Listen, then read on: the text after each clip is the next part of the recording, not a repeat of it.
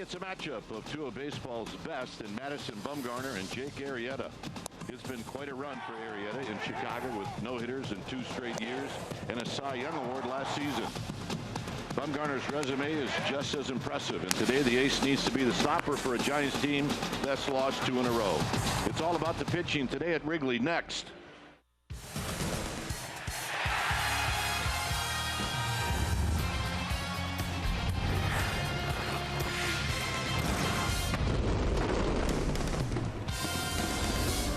We've got another beautiful day here in Chicago as we get ready for Giants baseball from Wrigley Field, Game 3 of this 4-game series. Hi again, everybody. I'm Dwayne Kuiper. Alongside me is John Miller. Mike Krukow will join us in Denver on Monday. Well, the Giants need a win. They've lost the first 2 games in this series, 1-run games, and it really always does come down to pitching when you're talking about the Giants. You can say that now about the Cubs as well. And I'm not sure there's a better matchup in baseball than this one today.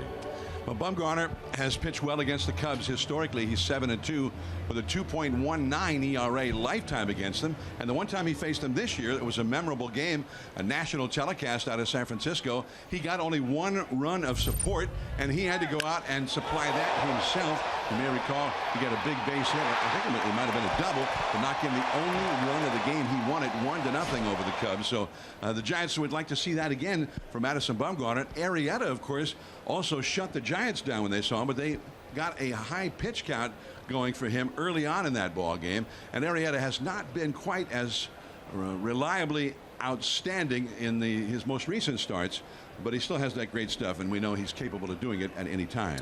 Giants did hit a lot of line drives yesterday, and they're certainly hoping for some of those line drives today to fall, but they do need to get some offense clearly out of Posey and Belt and even Crawford, so they need to get it going. Indeed, and one thing that has been not as good for Arrieta has been his ability to put down left-handed hitters, and he has that great slider going down and into lefties. It was just wiping them out very reliably, but not so often lately, and he's really had problems against lefties. So the Giants have 5 lefties in the batting order, and we'll see if they can do some damage. All right, should be fun here at Wrigley today, and another great crowd and great atmosphere. All right, stay tuned.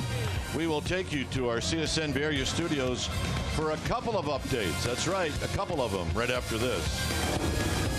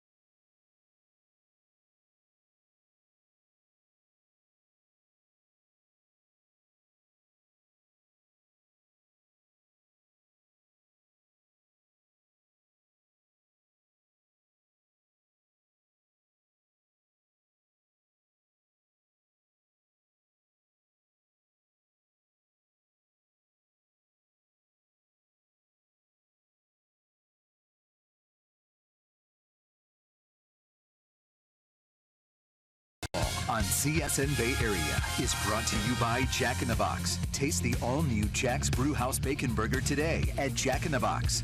Limited time only at participating restaurants. And by Toyota. Toyota's Labor Day clearance event is here. For Labor Day only, get $2,500 total cash back on the redesigned 2016 Prius. Toyota, let's go places. Back here in Chicago is, you take a look at the Harry Carey statue. That's outside the bleachers in center field. Game time weather is presented by the Santa Cruz Beach Boardwalk. It is a great time to get to the beach. The admission-free boardwalk is now open every day. 74 degrees here in Chicago. You see the winds at 9 miles per hour, humidity at 52%, and it is sunny. Great pitching matchup today. Bumgarner, Arrieta. Doesn't get any better than that. See what Bumgarner did against these Cubs in May. And he beat the Cubs with 6 strikeouts. A number of those guys that you see Bumgarner striking out are not in the lineup today. A day off. Joe Madden giving some regulars a day off. But that was his line that day. 3 hits, 2 walks, 6 strikeouts. He also knocked in the only run, which helps. And as Bumgarner warms up, Arrieta is now finished on the left field line.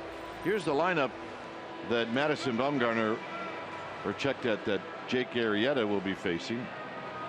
And it'll be the usual Span, Pagan, and Posey. Hunter Pence, who's swinging the bat in this series, he's got a couple of home runs. He's the cleanup hitter. Crawford will hit 5th, then Panic, Belt, and Nunez.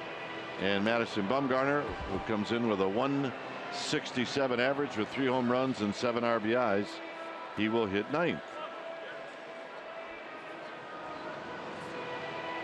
Time for our Togo's big play the Togo's way. It is about Hunter Pence. Thursday, he had a 2-run home run off of Mike Montgomery. That came in the 1st inning. And yesterday, he broke up a no-hitter by hitting a solo home run off of John Lester. And it was significant for a lot of reasons. One, it did break up the no-hitter. The other, it got the Giants within 1 run of the Chicago's lead, only to have that be in the final score, 2-1. So the Giants come in 10 games over 500. They're 72-62. There you see that big tall fellow right there is Joe Nathan. And who would have ever thought that you'd see Joe Nathan in a Giants uniform? See, it all began for Joe Nathan. 1999 through 2001. And with the Twins, he was a save machine and 6-time All-Star. He pitched in the 2nd to the last game ever at Candlestick between the Giants and the Dodgers. So welcome back, Joe. To get him, great to see you. To get him activated, the Giants had to place Ray Black, who's on the 40-man roster, a minor league pitcher, the guy who throws so hard. He's got, I guess, a bone spur in his elbow. Move him to the 60-day disabled list, and that allowed them to put Joe Nathan on the 40-man roster and activate him. But to do that, they had to pay Ray Black a month's big league salary. Right. So it cost them a little extra money than just beyond paying Joe Nathan. But they think that maybe he can help. He was throwing pretty well from what we hear in the minor league, 91, 92 miles an hour, and a lot of experience, and a guy who can be a resource to some of the young Giants pitchers as well. And they're glad to have him back. He's about ready to say hello to somebody he knows. All right, let's take a look at Arrieta's numbers. He's 16-5. He's got a 284 earned run average. This will be his 27th start. He beat the Giants back in May. And he's 4-1 lifetime against San Francisco. He's got a couple of no-hitters a no-hitter last year, a no-hitter this year. And you can see lefties or righties, it doesn't matter. Not many are getting on base.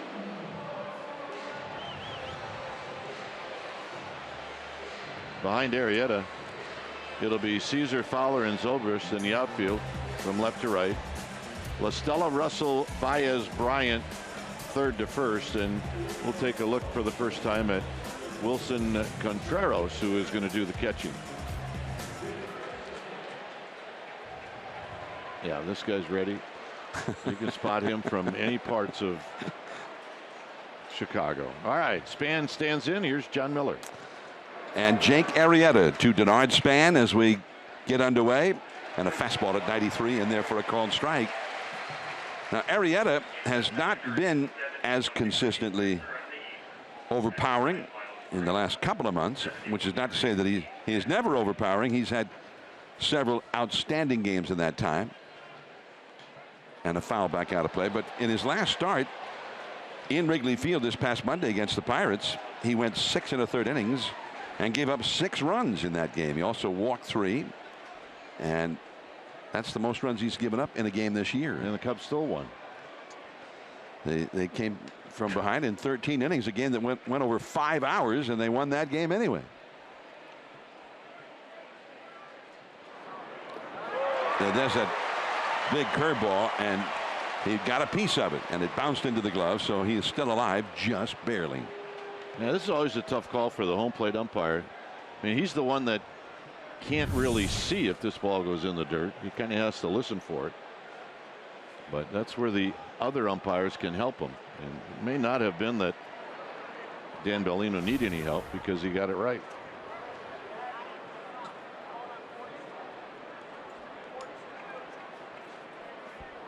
Still 0-2. Strike 3 called.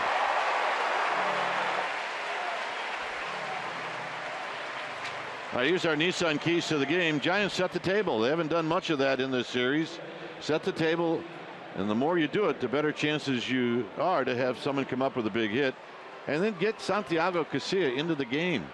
I want to see that guy in the game. Give him a lead. Good thing. Give him a lead to protect. Here is Angel Pagan now. And a fastball in there for a called strike. I did the keys. I missed one. Oh. Which one? Hit it where they ain't. And that's the most important one, too. Why didn't I? Sorry.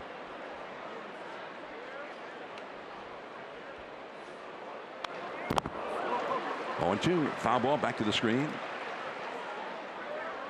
Jake Arrieta has, since the beginning of last August, his one-loss record is 27-5,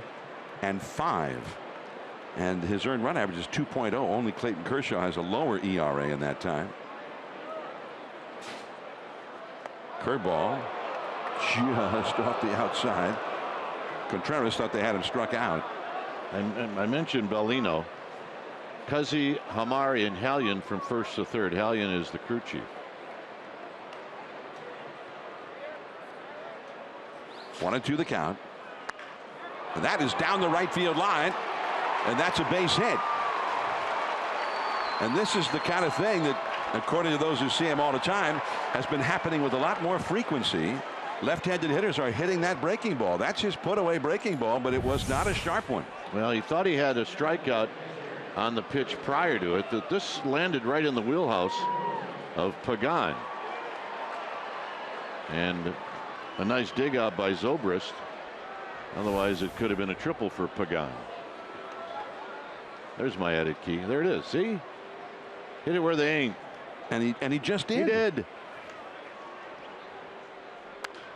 Buster Posey fouling it out of play off to the right. Buster has not had a hit in the series. 0 for 6 plus a couple of walks. 292 average for the year, 371 on base. In a spot where a base hit to the outfield could knock in a run. These opportunities are not guaranteed to happen all that often against a guy like Arrieta. Back to the screen. Buster going after that high fastball. And quickly behind to the count. 0-2.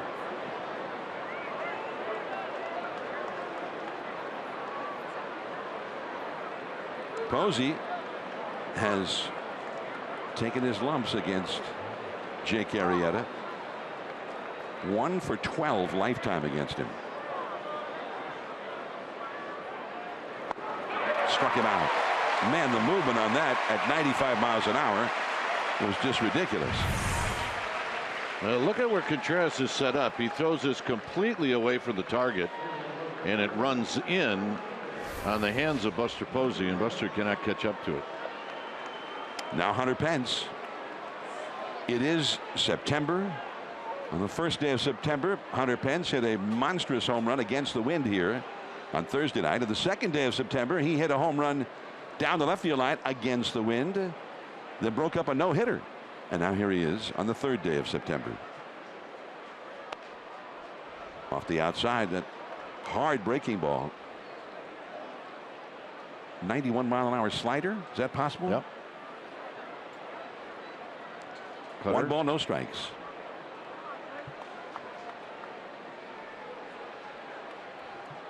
Pagan ready to run to the crack of the bat from second with 2 down. And it's off the outside again. 2-0. Brandon Crawford, a left-handed hitter, is on deck. When the Giants saw Arrieta earlier this year at AT&T Park, and he beat them, and the Cubs got a big lead early in the game.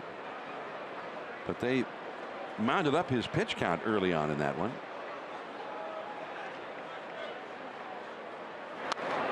Ooh. You might like to see that pitch again. Yep. Fastball in there. This is what you want to see a hitter do when he's ahead of the count. And right now, Arrieta does not have control of his fastball. He's trying to hit the glove of Contreras, and he hasn't been able to do it. 2-1 the count to Pence. The outfield is deep and straight away. To the outside. He hit the glove that time. Strike 2.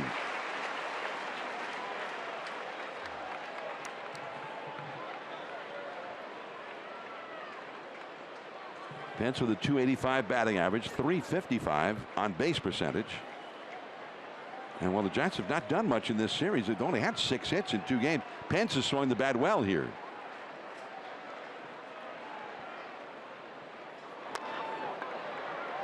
Right at third, La Stella. High throw! And that's going to bring a run home. Over the head of Bryant, and he could not. He got the glove on it, but could not get the squeeze on it, enabling Pagan to score. 1-0 Giants. Well, La Stella's going to slip a little bit, and that may have been what caused the high throw. And if Bryant can't catch it, who's 6'5", nobody can. So a break, and that's what the Giants are looking for. Get a couple of breaks. And from that replay, you could see it was going to be a very close play. It was. Even if he'd made a good throw. So Pence, he'll make you hurry a throw on a ball like that because he sprints up the line. So here is Brandon Crawford. Russell runs to the bag, and that is the inning. But the Giants get a run. Madison Bumgarner will take the mound, leading.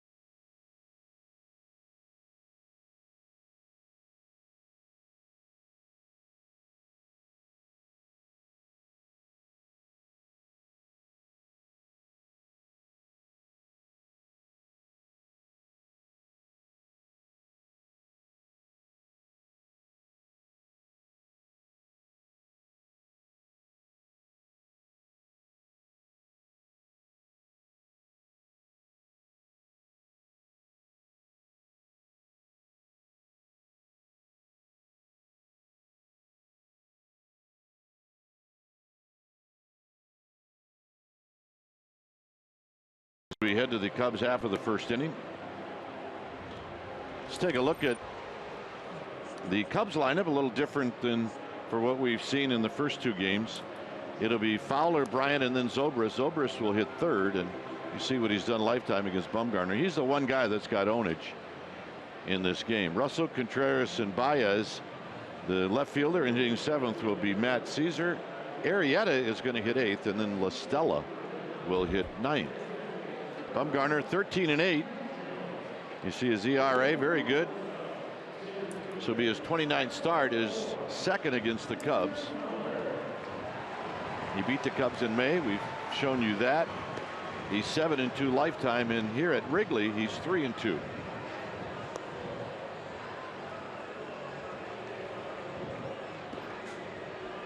Behind Bumgarner will be Pagan, Span, and Pence in the outfield. From first to third, it'll be Belt, Panic, Crawford, and Nunez. And Buster Posey, as always, is catching Madison Bumgarner. If they ever have a scenario where maybe it would be, for many different reasons, the best scenario that Buster would take a day off or maybe play first base when Bumgarner pitches, they go talk to Bumgarner about it first to see how he would feel. Dexter Fowler, and it's 0-1. Bumgarner got into a little two-out jam in that first inning back in May, and then got out of it, and never faced a batter with a runner in scoring position the rest of that game. That's how dominant he was. He allowed only 3 hits. But the Cubs with 2 down and nobody on got something going in the first inning. Ended up with the bases loaded, but he struck out Russell. And then he just throttled him from then on.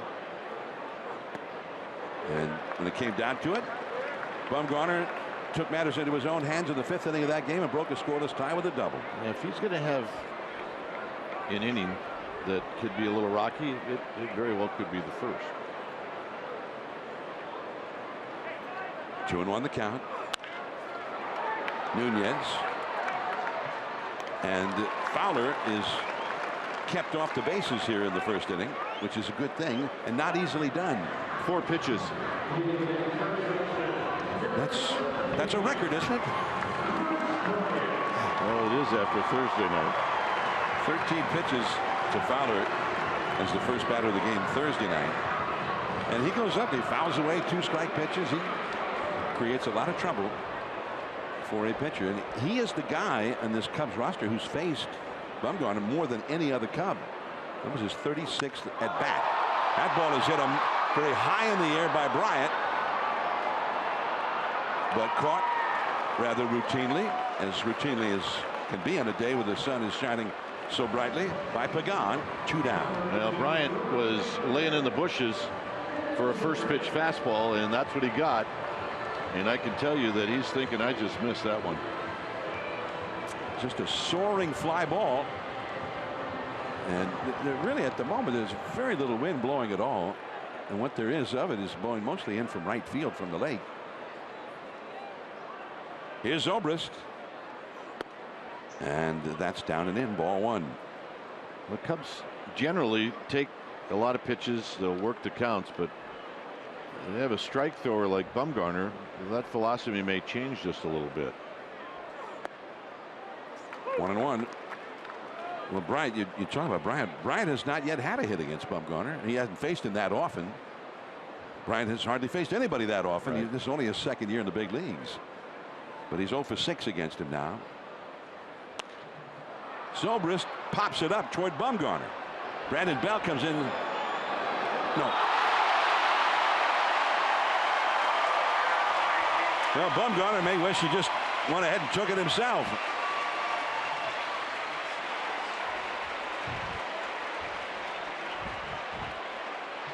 Well, look, pop-ups are not going to be easy, but Belt is as good at pop-ups as anybody, and this one appeared to have drifted on him just a little bit at the end, but making no excuses.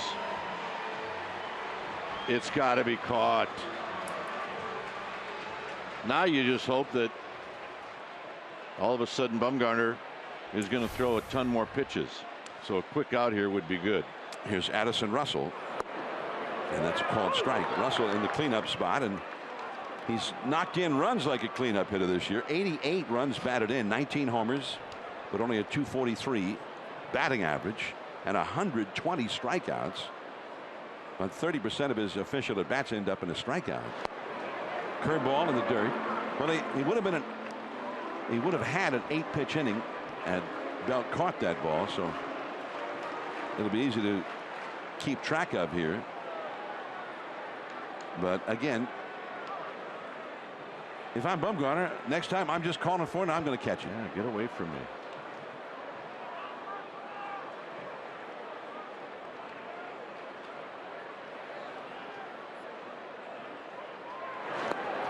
And he could not restrain himself from that curveball. Second in a row thrown by Bumgarner. This time a swinging strike. He tried to check, couldn't do it.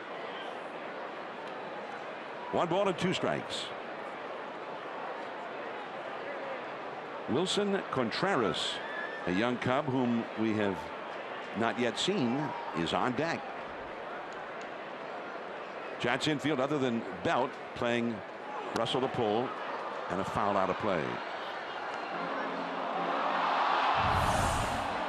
Well, let's watch Zobrist. Not happy. That's going to be an out, so I'm just going to take first, and that's it. Never mind.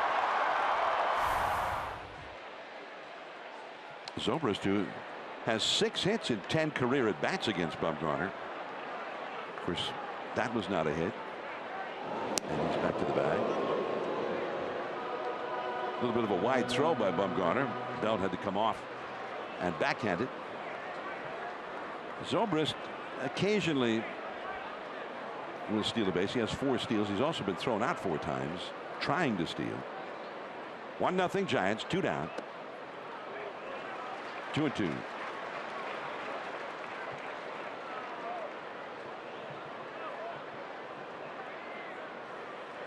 You're talking about the rare error by Brandon Belt. It's a rare error by the Giants, period. What, they had 17 straight games without an error by anybody until that one.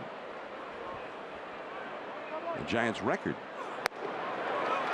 Now it's a full count, and this is where it gets a little more complicated. This will be the 7th pitch thrown since seemingly the inning was over, and Zobrist will be off and running with this pitch. Contreras, a right-handed hitter, is on deck. Cubs have 8 right-handed hitters in the lineup, including the pitcher.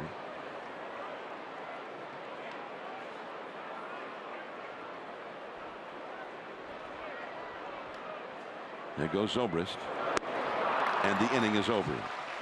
So 7 extra pitches for Bumgarner. 1-0 Giants. Joe Panik, then Brandon Belt coming up.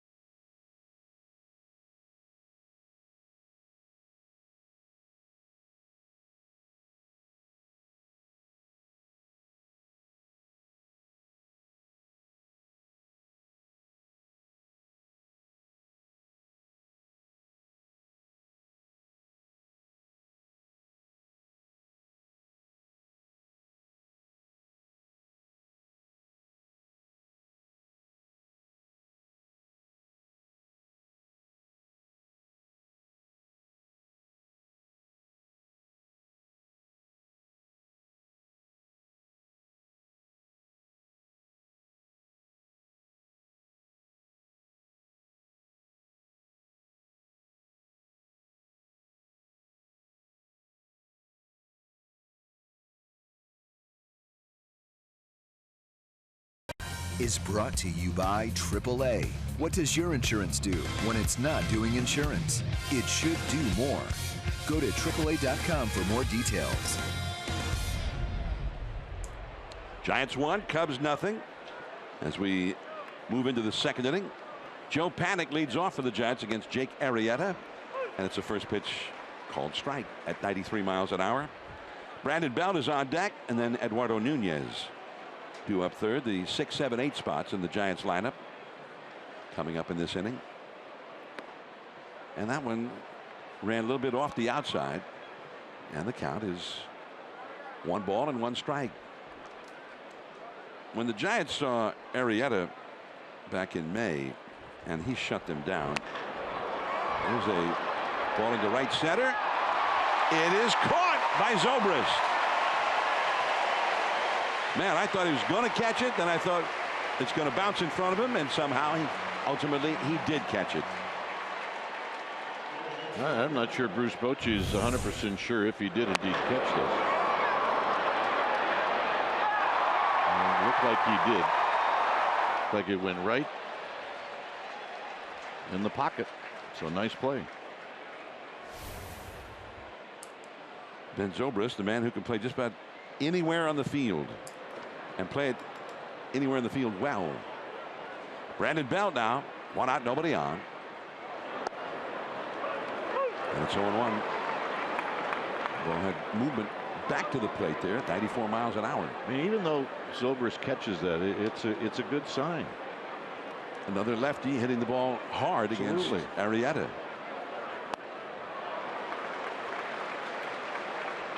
Two strikes now to Bumgarner. That was 95 miles an hour. Arrieta, when he beat the Giants back in May, his earned run average for the year after that game was 1.29. 282 coming into this game. They've got the overshift on for Belt. 3 infielders to the right. It looked like a splitter, and Belt goes down, and there are 2 down. 2 down for the Giants. Season ticket members, Giants would like to remind you that the deadline to purchase your postseason ticket strips is Thursday, September the 8th. For more information and to submit your payment, visit sfgiants.com/season tickets. Don't miss out on this exclusive chance to see the Giants in postseason play. The 8th, that would be Thursday. Nunez called strike.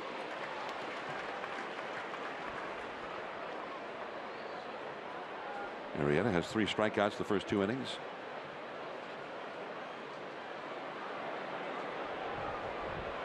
And Arrieta has been throwing almost everything for a strike so far. Very defensive swing that time. And Arrieta gets the put out. 3 up, 3 down for the Giants. That's an 8-pitch inning for Arrieta. Bumgarner right back to the mound, leading 1-0.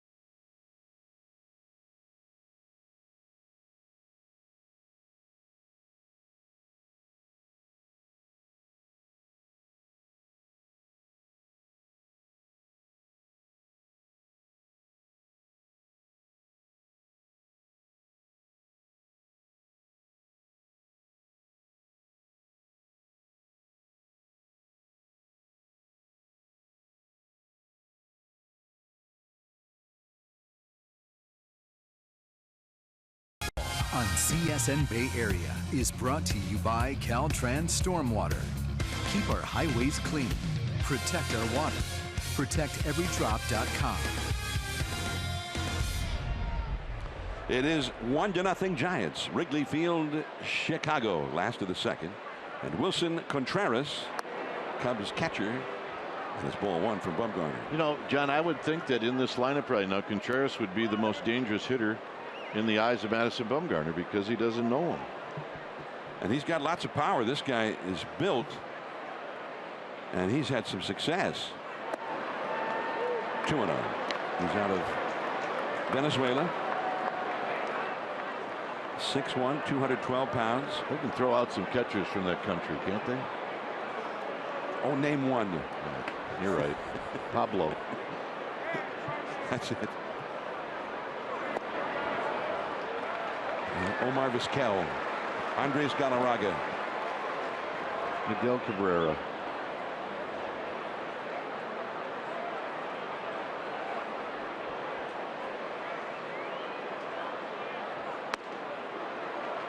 Now it's 3-1. Wilson with 2 L's. W-I-L-L-S-O-N. Contreras. He's only 24 years old. Several years in the Cubs farm system.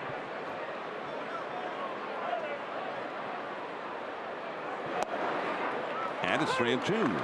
Contreras has 204 official at bats. He got 9 home runs, so that's what, one every 22, 23 at bats, which is pretty good. And at a .346 on base percentage. That'll be out of play. And sort of his desperation hack there, and he fought it off. Still 3-2. Javier Baez is on deck. Giants got an unearned run in the first inning. Giants still 2 games back of the Dodgers, who lost last night to the Padres. Yangervis Solarte hit a 2-run homer late in that game to break a 2-2 tie. The Padres beat LA. Another pretty strong start by the young Julio Urias, the very young left-hander, although he hit 3 Padres in that game. Doesn't like the Padres. Well, they definitely don't like him. At least 3 guys don't. 3-2 the count. Bumgarner tries it again. Back to the screens, fighting it off again. 92 miles an hour away. Clayton Richard was good though, John. He's had a string of very strong starts. The guy we thought was finished. Right. Or at least we hadn't heard about him for a while.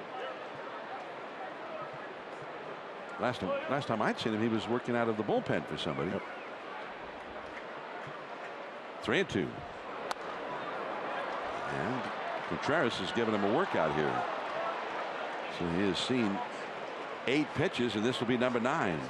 Tonight in LA, it's I think a 6:10 p.m. Pacific time game. Rich Hill and the Dodgers are hoping he'll be able to go. They had to scratch him the other day from his start in that Wednesday doubleheader in Colorado because of that blister issue. Luis Perdomo, the rookie, will go for the Padres there. And he's coming off a great start. The Padres getting a look at a lot of young players right now. Some of them are pretty good. Posey coming back, and no. And you have to do that because you just don't know if the wind is going to push it back. I mean, when that ball went up, Buster Posey had a pretty good idea that was going to be out of play. But here you can't give up on anything.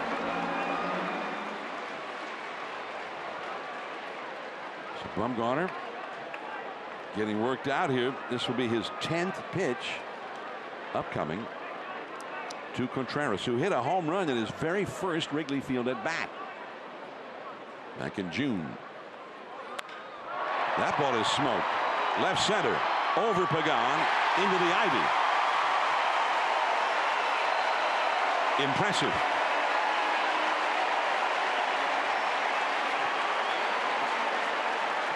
Giants Insider Podcast is sponsored by Max Muscle Sports Nutrition and is live on CSNBayArea.com. Log on each week His insider Alex Pavlovich talks baseball. It's also available on iTunes. Very impressive at bat by Wilson Contreras. And on the 10th pitch, he hits the double. Just a shot right over the head of Pagan, and it short hopped the ivy. 102 miles an hour off his bat. So here is Javier Baez, a young guy who also has power. Baez 13 home runs for the year, 351 at bats. Ball one. Well, Bumgarner got into the stretch in the first inning after the belt error and got into a 7-pitch battle with Addison Russell before he struck him out. And then the next hitter to start the next inning, a 10-pitch battle. And Contreras ended up hitting the double. Now Bumgarner's in the stretch again. And that'll be out of play. 1 ball and 1 strike to Javier Baez, who's 0 for 5 with 4 strikeouts in the few times he's faced Bumgarner.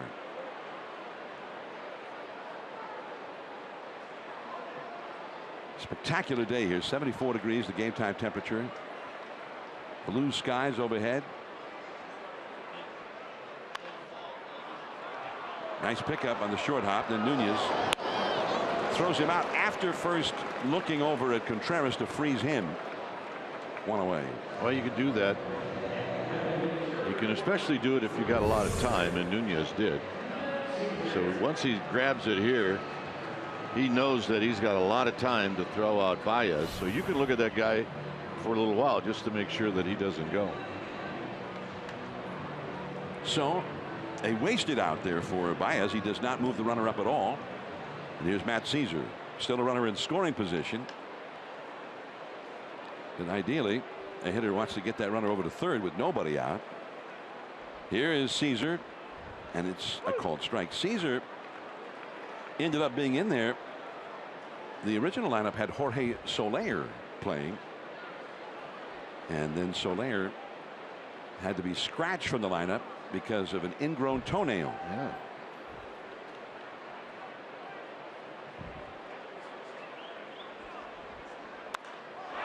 Down the left field line. It is hooking into the crowd. Is that Ferris Bueller territory? Yes, it is. You have to be somebody of a certain age to know Ferris Bueller. Yeah. Although they still show that movie on they do. Late night TV and whatnot. But there was a scene that took place right here at Wrigley Field. Right here. And Ferris, who decided to take a day off from school, caught a foul ball. Yep. 0-2 the count. In the dirt on a check swing. Did he go? No. First base umpire Phil Cuzzy ruled in favor of Caesar. So it's a ball and 2 strikes with a runner at second.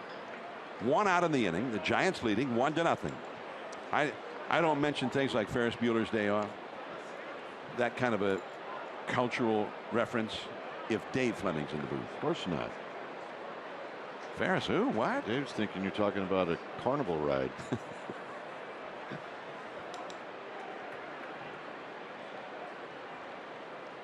But it's good having Dave around. It keeps tries, at least it helps try and keep us current. Of course. As Caesar is down on strikes, the second strikeout for Bumgarner. It's also in that Steve Barton area too. Yeah, although I feel like everybody for all those years is saying the Bartman area. Oh, you wanted to go in a different direction. Yeah, I got you. I don't want to be one of those people who just. I feel he's been tormented enough. Bartman, of course, was right in those seats, right in the first row. Yeah. Wait a minute, who is that guy? I hope he has returned to this place and enjoyed a few Cubs games. It's really a sad story. It is. Jake Arrieta, and you have to pitch to him the way pitchers have to pitch to Bumgarner. Now that I don't think that's him.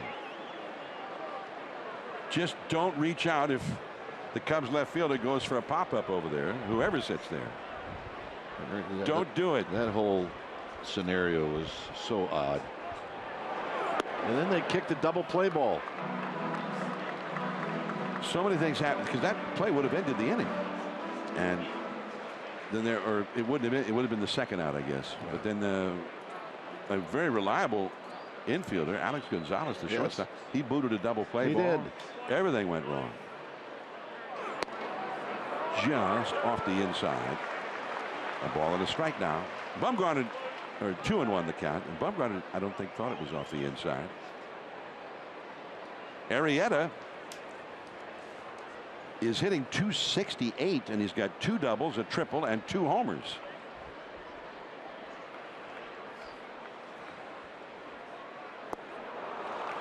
Now that's a tough pitch, a slider or a cutter. Remember before the All-Star game, Bumgarner was interested in getting involved in the home run hitting contest, and then Arrieta said, well, I do too. And then it kind of ended it right there. Then every good hitting pitcher said, you know, that's count me in. This will be the 22nd pitch of this inning for Bumgarner. Curveball puts him away. Scooped out of the dirt by Posey. He tags out Arrieta. A leadoff double by Contreras, and then he stood and watched the rest of the inning from second base. Bumgarner coming up.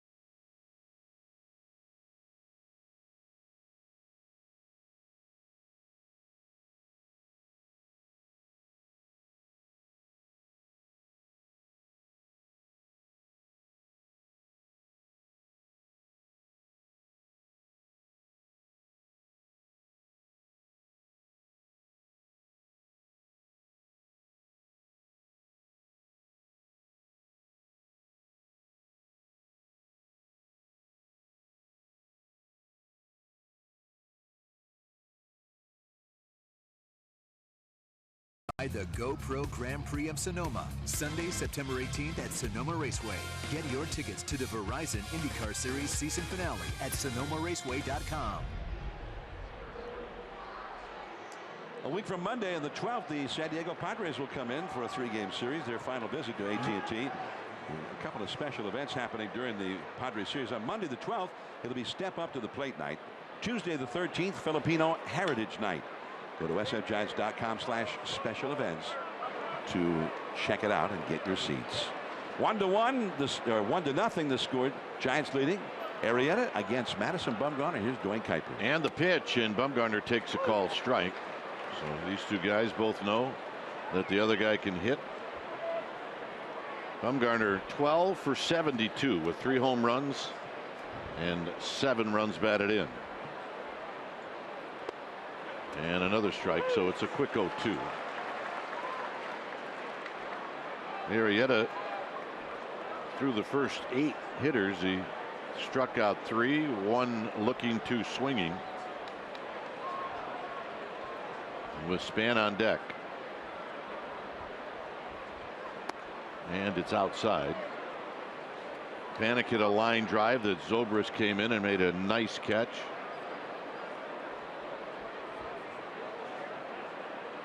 And the 1-2. Here it is to Bumgarner.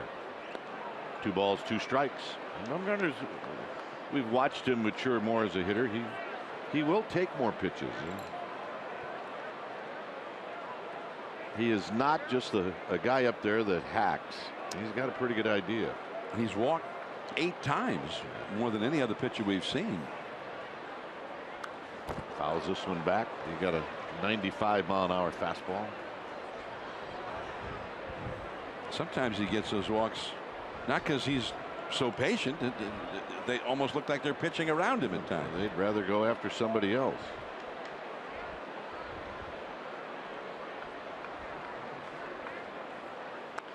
Tapped foul, so Bumgarner at least forcing Arrieta to throw some pitches. It remains 2-2. It's a 90-mile-an-hour slider. That's pretty good to be able to fight that off. Arrieta does not look like he's pitching around him. He's coming after him. They're pitching him like a hitter. 3-2.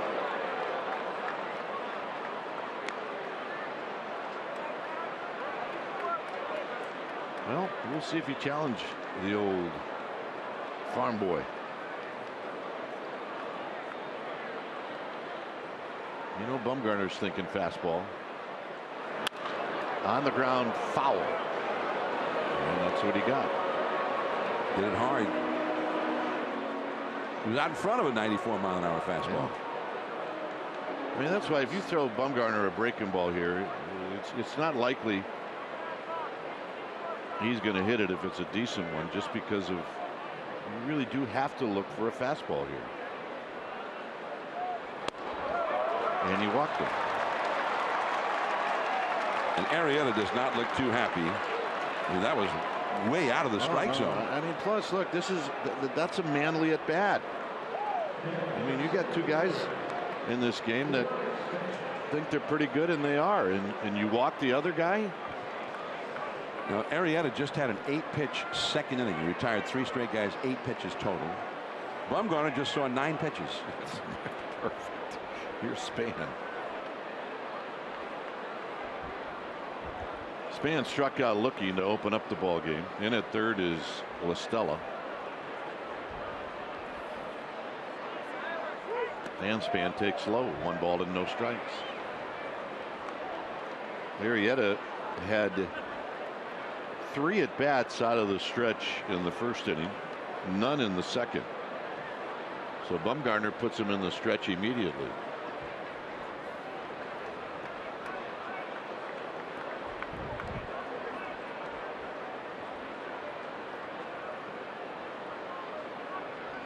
Swing. You're going to miss. 1 ball and 1 strike. Pitch may have been a little bit high.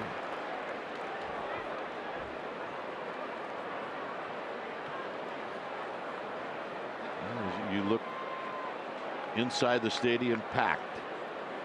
Outside the stadium, packed.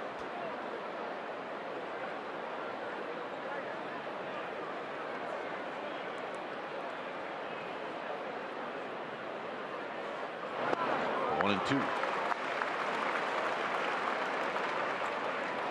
Well, that's that pitch that had been so tough for left-handed hitters to lay off of in the first place, and when he throws it well, really tough to make contact. 90-mile-an-hour slider or cutter, whatever it is, a little break to it, but that has not always been that good here in the last few starts. And he did not throw a good one to Pagan in the first inning. Pagan hit it for a double down the right field on a 2-strike pitch. So Span very deliberate when he gets in the box. 4 for 18 lifetime against Arrieta. And the ball gets away, and Bumgarner couldn't find it. He did not get a good read at it, so he decided just to put on the brakes. I mean, sometimes you lose the ball. The color can be, close to the same as the dirt. And if you don't go right away, that's when Bumgarner decided that, look, I'm not the fastest guy in the world. Well, even Contreras himself acted as though he had blocked it and kept him in front of him.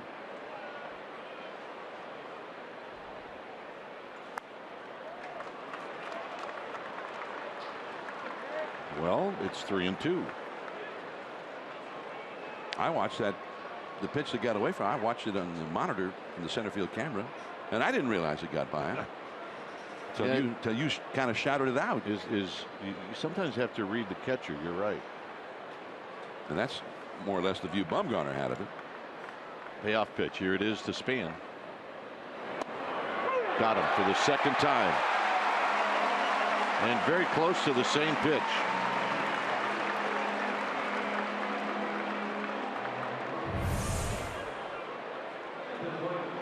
Away from the target and too close to take. Here's Pagan. Pagan doubled down the right field line, scored the only run in this game.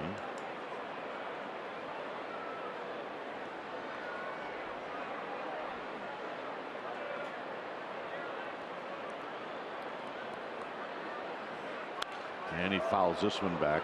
He's interested to see if Arrieta throws Pagan any breaking balls at all. He just smoked that ball down the right field line on a curveball.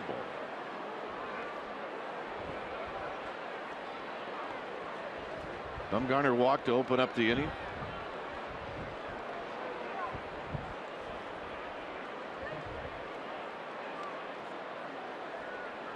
The pitch.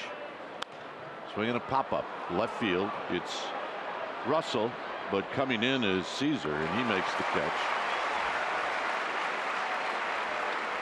2 outs, and here's Buster Posey. Makes so much difference when Span and Pagan, or even just one of them, is getting on base. First 2 games of this series, between the 2 of them, Span and Pagan had 16 plate appearances and only reached base 2 times. None by Pagan, but he hit a double his first at bat here today, and the Giants got him home. At the table, one of our keys. Yeah. Posey struck out in the first inning.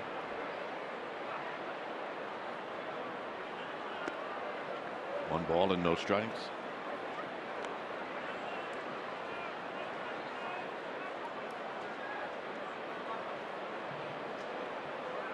Pence would hit if Posey extends the inning. Bumgarner standing at first, or at least close to first.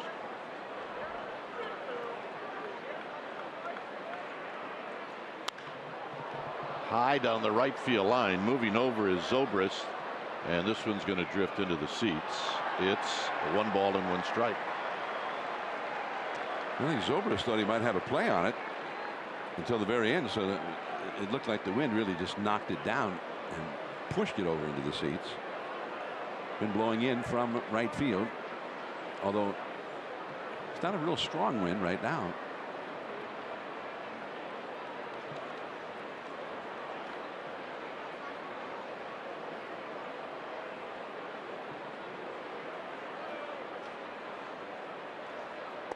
And a strike. 1 and 2. Well, that was the 20th pitch of this inning. Of course, 9 of them were thrown to Bumgarner. Giants, of course, if they're going to do well, this is the big guy. He's their #1 guy. He's been hitless in this series. Foul back.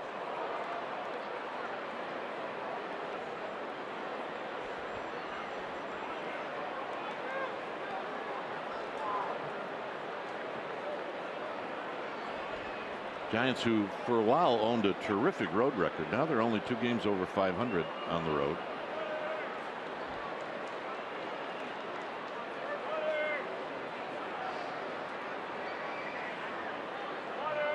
One and 2.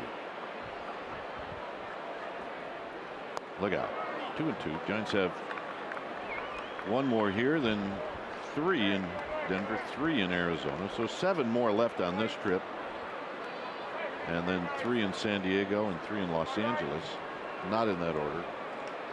And then that's it. The road season is over.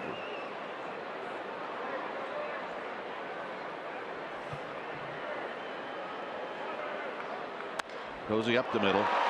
Arrieta spears it, and that'll end the inning.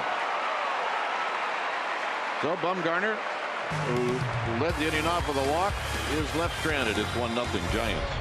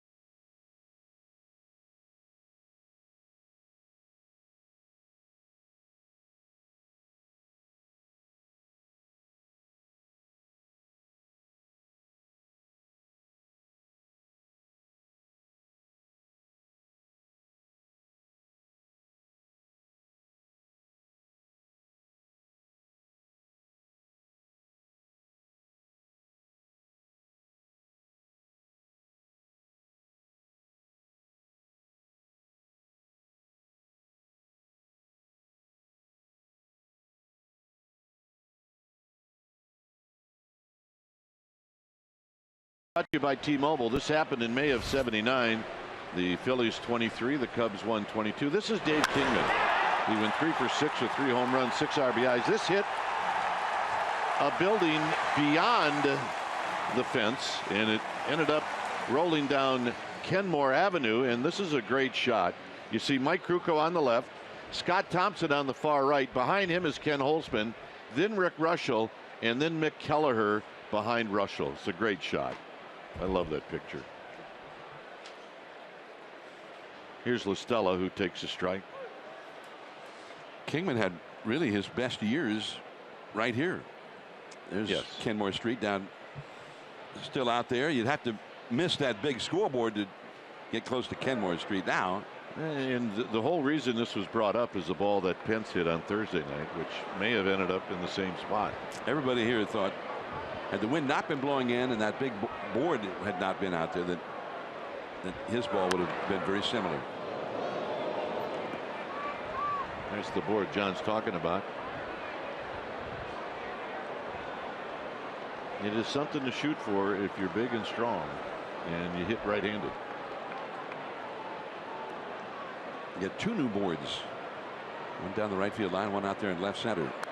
Foul back on a high fastball to LaStella, hitting .287. His throwing error gave the Giants the 1-0 lead.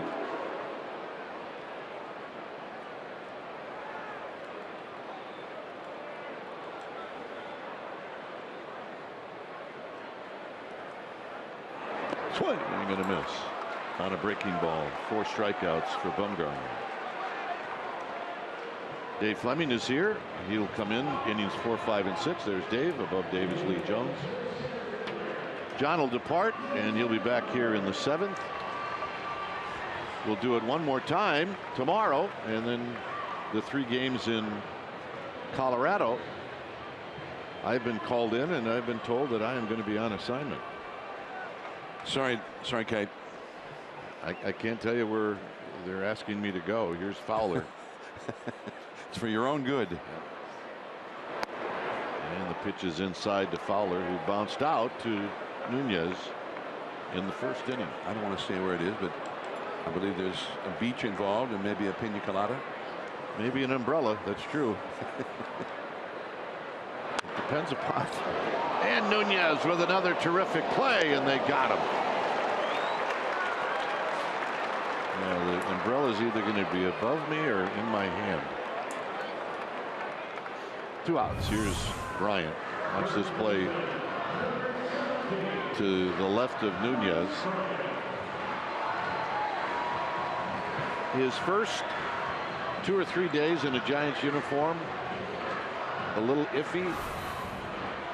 It's called the first impression, but since then, not iffy at all. Very good. He's worked hard, put a lot of extra time with Ron Wotus before games. Bryant takes down low. He hit a skied one out to left for Pagan in the 1st.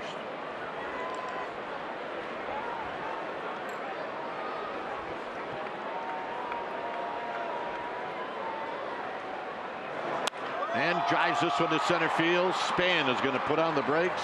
He'll come in, and that'll end the inning. 1-2-3 inning for Bumgarner. John Miller will depart. Dave Fleming is in. 1-0 Giants.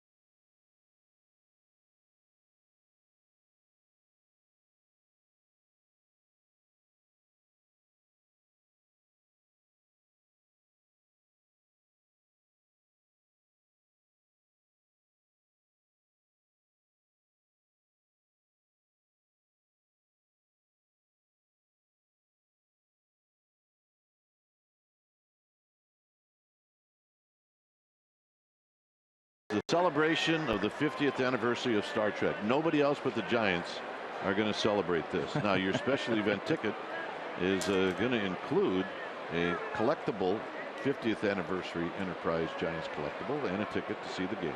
sfgiants.com/special events. Pence takes a strike.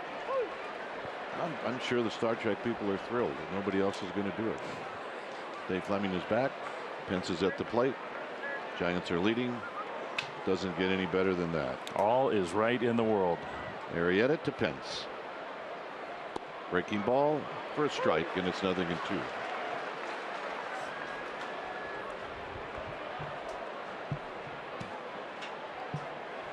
Crawford, and then Panic.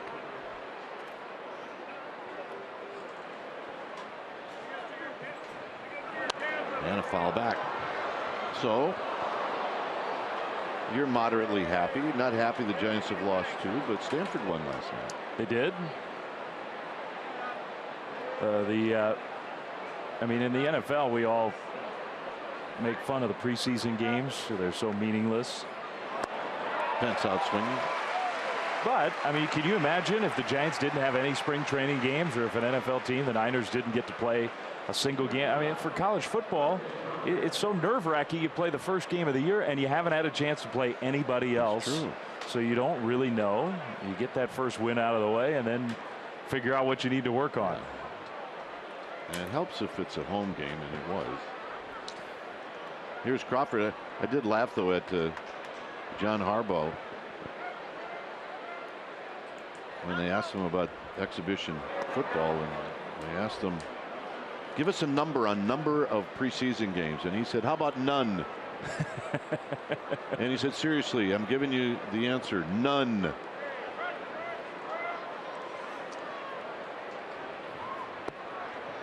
Well, and a strike to Crawford. I think more and more football coaches are feeling that way. And look, we were in Scottsdale this spring, where the Giants, after what happened last year with Pence and others, it was almost like the whole theme of Giant spring training this year was keep everybody healthy. Yeah. Just don't get anybody hurt. No swing. And it almost felt like that first week of the year, the Giants needed to kind of get up to speed because they'd slow played it so much in spring training. For a very understandable reason. Yeah, there were a number of guys that were coming off, getting dinged up.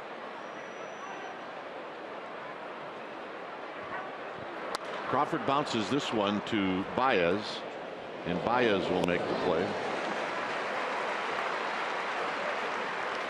And here's Panic, who has had the best at bat of anybody in this game. And that was a line drive that Zobrist picked off the top of the ground for an out.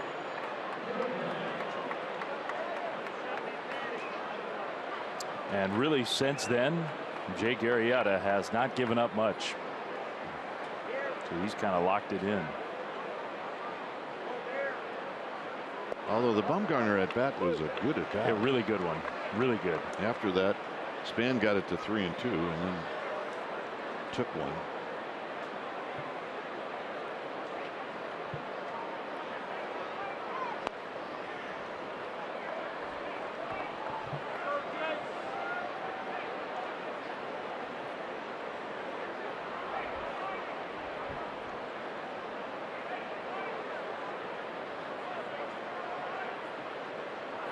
Panic with a swing and a miss. 1-2.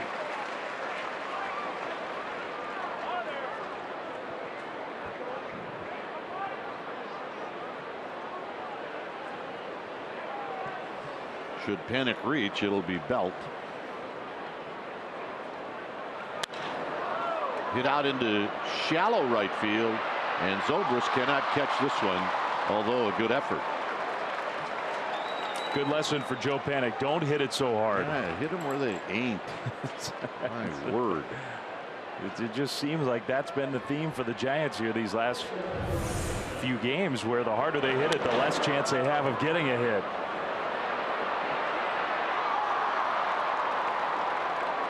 Panic, I'm sure, thought that Zobrist was going to catch this, because after a while, that's how you feel.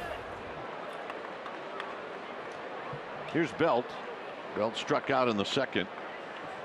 Overshift is on for Belt, and Panic dives back in. Well, you do kind of admire the Cubs for their ability. They have such a versatile team. I mean, we've seen Zobrist at second, in right, in left.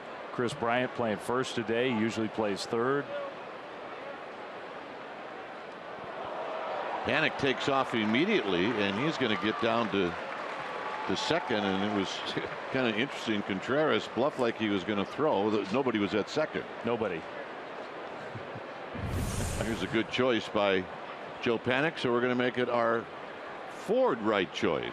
Not just any choice, our Ford right choice. And the choice is, if there's nobody at second base, just go. Just go. And if you bluff a throw, it doesn't look good.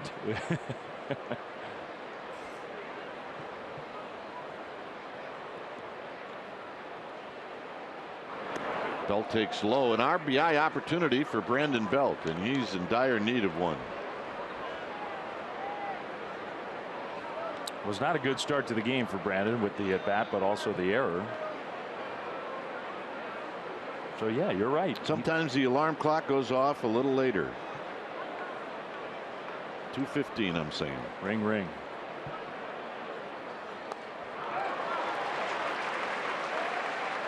So 2 balls and 1 strike. Although really, you can't really use that as the sound for an alarm clock anymore. Whatever the phone alarm sound is. Yeah.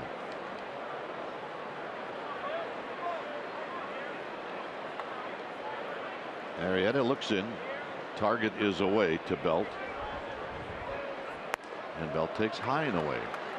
3-1.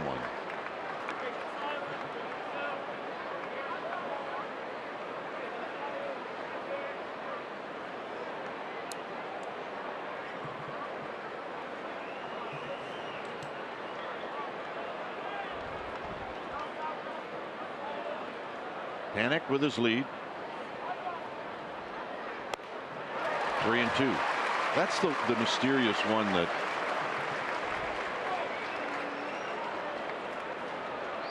we all look at and we go, all right, it's 3-1.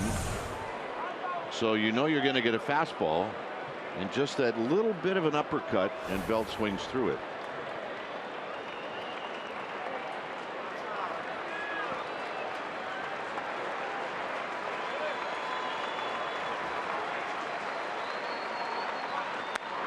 Popped out of play. Yeah, and that is where the mystery is for Belt in terms of trying to make a little more hard contact. Of the swings and misses and the strikeouts are pitches in the zone. It's not chasing. It's not expanding the zone or being too aggressive. If you're a big, strong power hitter, that's what you want. Those pitches, fastballs in the zone.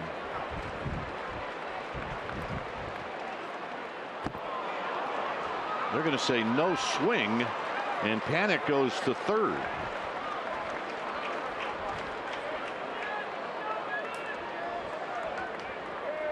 Well, and look, Belt's done a good job of that. He's taken a lot of walks. He's put together good at bats. He just is having a hard time making contact. He was 100% sure that was no swing.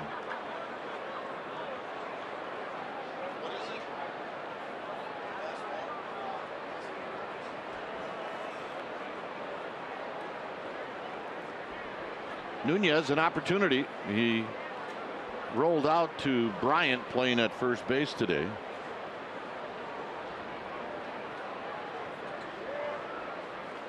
And he takes in tight for a ball. 1-0. Arrieta does have a base to play with Bumgarner on deck. Nunez coming in had a couple of hits in 6 lifetime at bats against Arrieta. That may have been when Arrieta was not a Cub. And when he was not a Cub, he was not very good. But since he's put that uniform on, what a different story.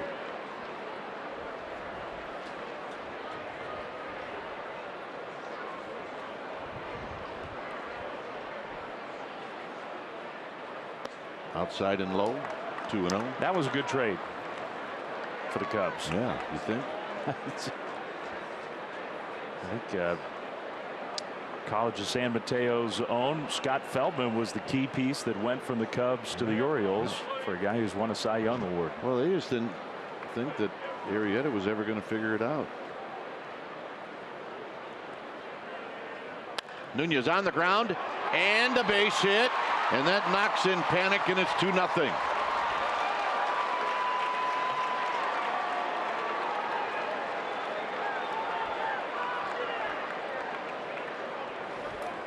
So Nunez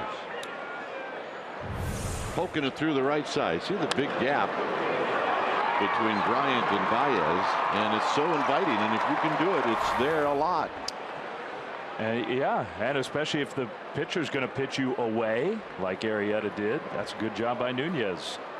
Here's Bumgarner, who's going to try to hit the scoreboard. Go for it. And he looks at a strike. I will say this too, the wild pitch that moved Panic from second to third on ball 4 to Belt. I mean, because Ben Zobrist was playing pretty shallow. Now Panic might have scored without much of a problem, but I think there was going to be a play at the plate. Well, if Panic doesn't go to third, Bryant's not holding on the runner at first. Yeah, you're right. And now you've got somebody standing right there. You're exactly right. So that wild pitch was huge. Bumgarner with a healthy rip. Pitch now 73. And that's a good thing for the Giants. Now, Arrieta's got a few innings left in him, you would figure, but getting him out of the game would not be a bad thing. Not a bad thing.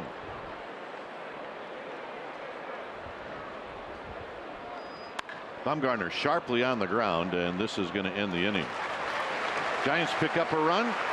The RBI off the bat of Nunez.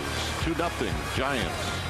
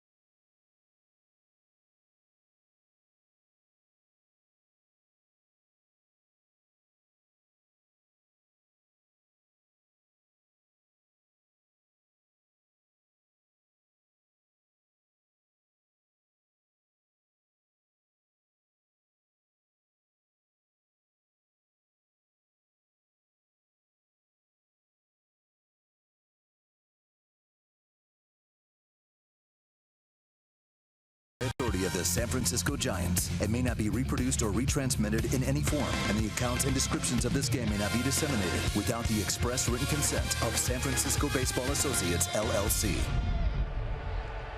All right, here's our Geico quote. It comes from Brandon Crawford on the Giants' attitude. He says, tomorrow's a new game. We're tired of saying it, and you guys are tired of asking, I'm sure, but that's the way you've got to think. And so far, that's the right attitude. It is, absolutely. It hasn't been overwhelming, but against a guy like Arrieta, come up with a few big hits, take advantage of a couple mistakes, and they've got a 2-0 lead. And we're still trying to figure out whether they ruled a pass ball or a wild pitch on the play that moved Panic to third, but it's just semantics. But it may well be that was a pass ball. Yeah, but We want to have a perfect scorecard as Zobrist takes a strike. Yeah, since I've already used the whiteout tape once, I don't want to use it again. You're not allowed to use it more than once a game. High and foul down the right field line and out of play. It's a quick 0-2 to Zobrist.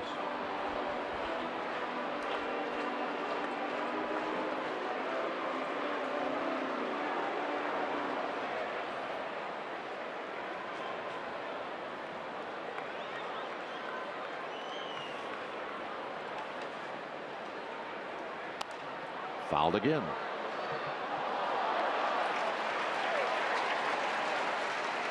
Really, here there's lower deck, upper deck. There is a suite level that's tucked way in underneath the second level.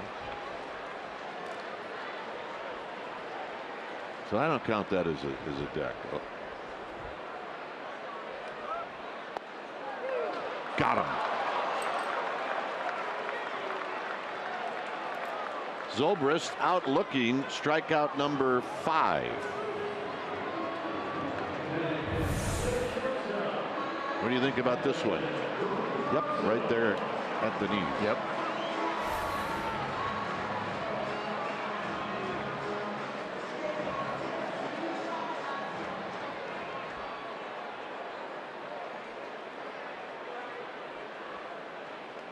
Here's Russell. Russell hits one high and foul down the left field line and out of play. Jeff, our stats person here in the booth, just asked the official score pass ball.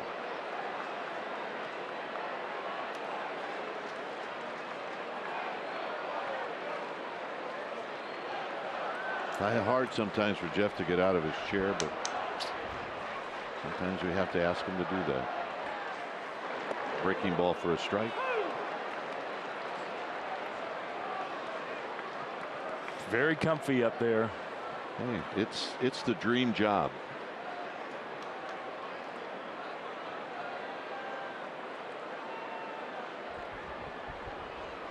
I mean, when you think that our stats man in San Francisco is known as BI, bogus information, it has to be a dream job.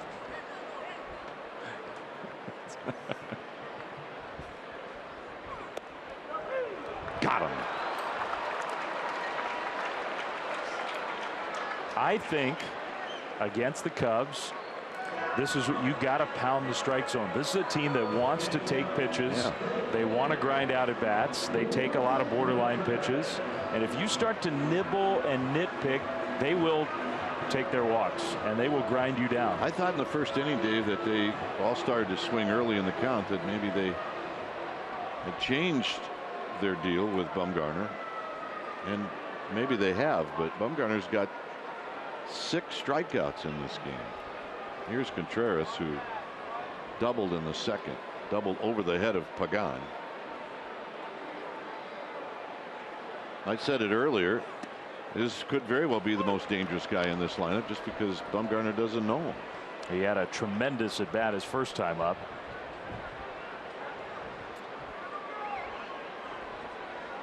That little guy's going to be very sad when he gets to the bottom of that. He was getting close, it looked to me like. Yeah, we were seeing that spoon was starting to disappear.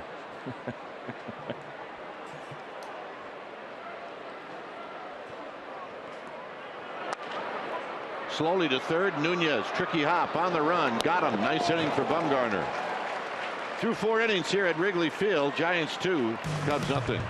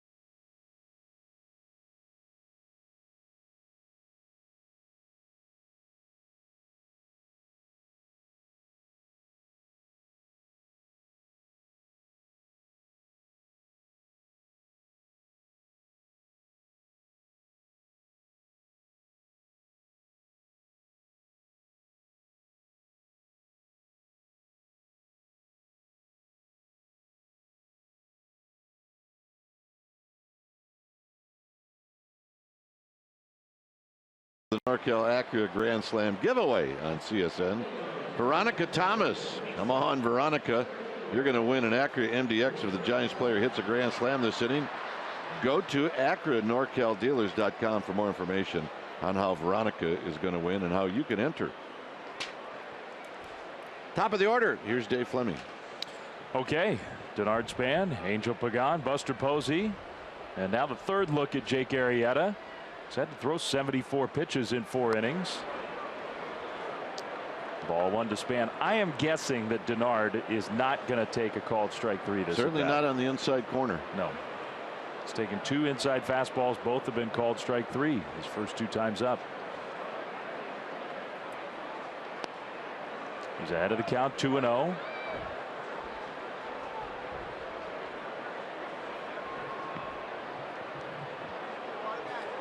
Dig in, pigeon toe right foot. Let's see it.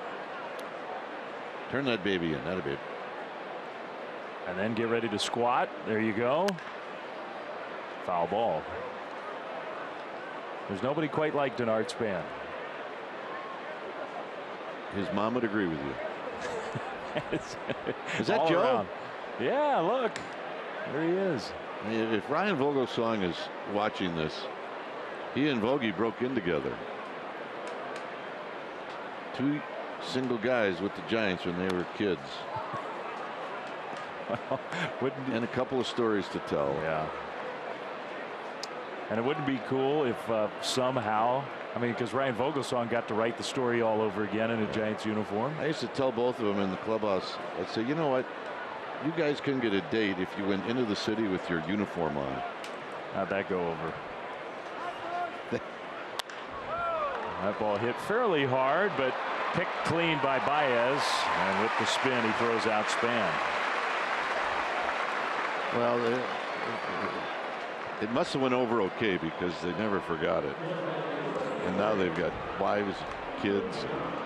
But boy, were they a couple of really fun young guys to have on the team.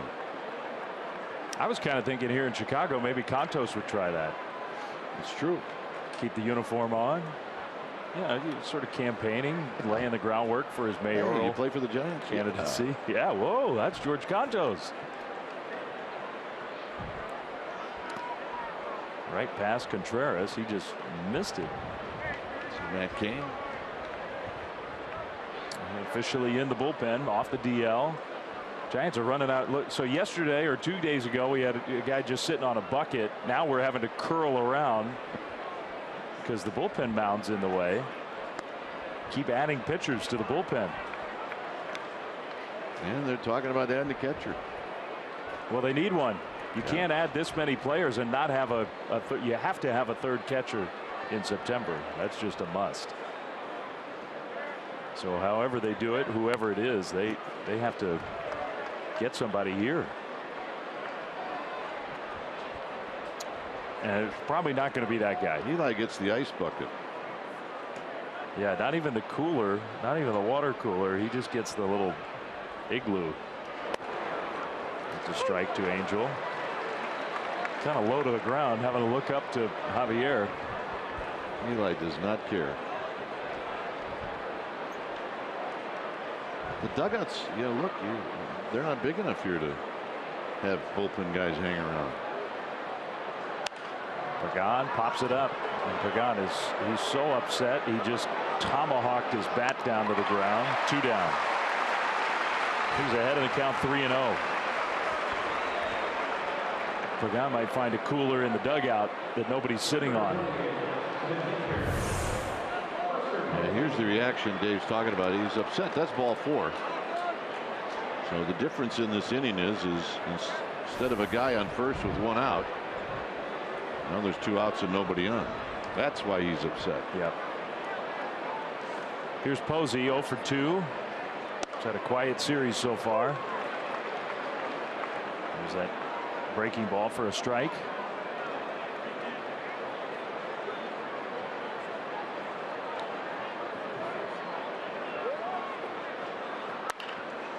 Very softly hit on the ground. And Russell throws out Posey. Giants top of the order goes down in order. Bumgarner back to the mound when we come back to Wrigley. 2-0 Giants.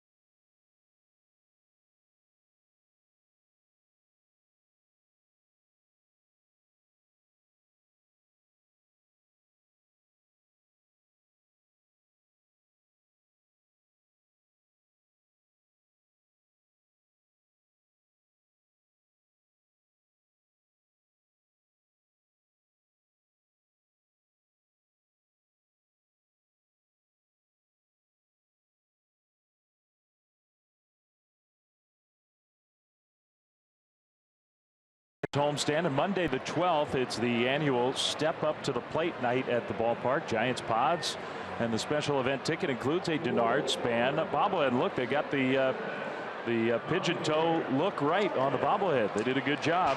Ticket for the Giants and the Padres, sfgiants.com/special events, and that supports a great cause. 2-0 Giants lead at Wrigley, game 3 of this series. And this one exactly like the first two. Low scoring, tightly contested, close played. Bumgarner Arrieta, strike one to Javier Baez. And of course, we all know the Giants have lost the first 2 games of this series, but it does not mask the fact that these two teams appear to be very evenly matched. Despite what the records would say, the Cubs are 40 games over 500. But when these two play, you get games like this. And he knows it. Is he shaking his head at Dan Bellino? I think he is. 1-2 with the curve. He has to be reading Baez in his body language, because Joe Maddon's not in a great spot to call balls and strikes. It is kind of when managers, coaches, players from the dugout bark at the umpire. I guess you can get a pretty good sense of high versus low. Right. But it's not the best view. It's not. It really is not. Baez stepped out briefly.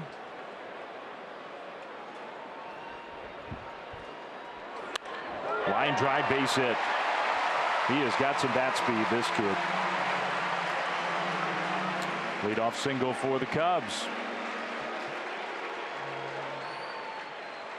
The first game head-to-head between these two teams was Arrieta, and he was on a massive roll again at the beginning of the year. And the Cubs won that one 8-1, so that was kind of a blowout game. Since then, the scores have been 5-3 Giants, 1-0 Giants, 5-4 Cubs, 2-1 Cubs. Now today, 2-0 Giants. Yeah, that's it.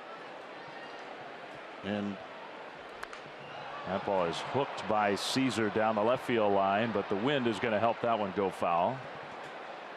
And these two teams could very well match up in postseason. They could. If the Giants were to win the West, the first round would not be with Chicago. If they're a wild card team and if they were to win the 1-game wild card, then they would face the Cubs. Cubs are going to have the best record in the league. That's almost locked in. Not quite, but almost. Yeah.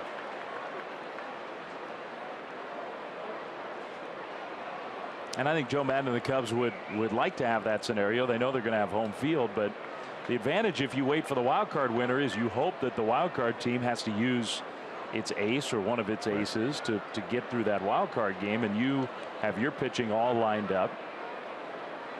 Now, the Giants, when they were the wild card winner in 2014, they used Bumgarner in that game. He pitched brilliantly against the Pirates. And then Jake Peavy got him started in Washington, pitched great, and the Giants won that game. Kind of took that advantage away.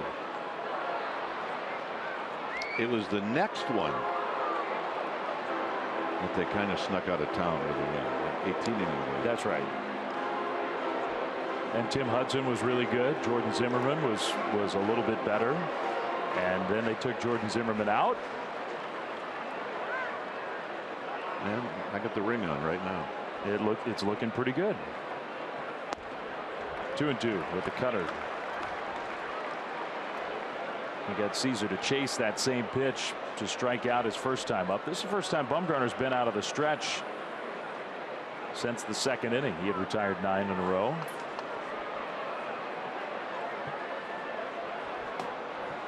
Got the pitcher on deck. Pulled almost back behind him. It's not that easy to hit a ball that foul, to be that out in front. Well, it's also an area where the netting does not protect you. Yeah. And I think if you're on that side with a right-handed hitter up, you're not expecting to get a foul ball. Over the other side, you're right. You got to be ready.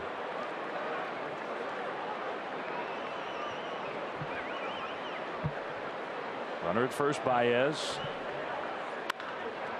Another foul. Caesar's hanging in there. He's a pretty good platoon bench type player. Guy who can run, can play the outfield, has a little pop, gives you a good at bat.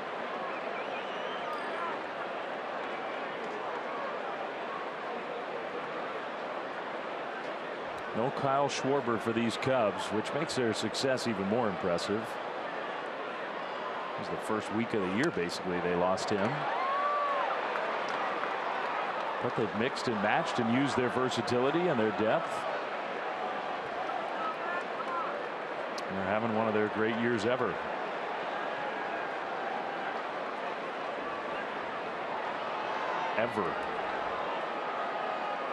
Well, versatility, you're right.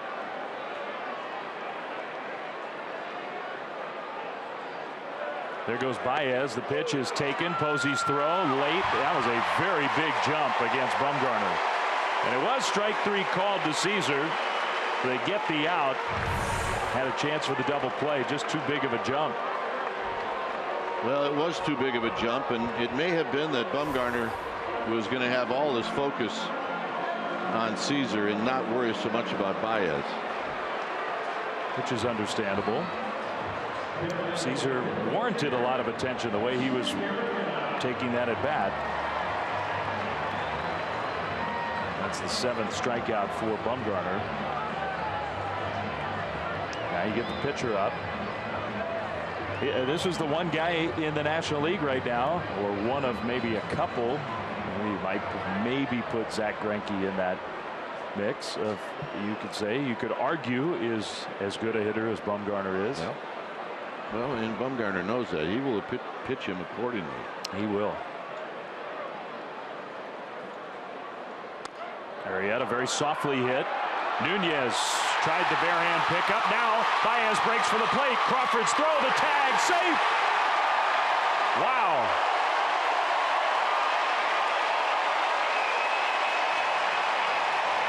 All out aggression from Javier Baez.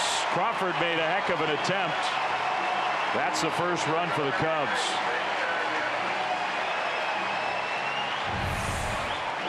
Well, this will be a base hit for Arrieta. And then Baez, kind of a risky play, but if you make it, it's not. So he did. Nunez came up with an empty hand. He gave Arrieta an RBI. Soler is pinch hitting for La Stella.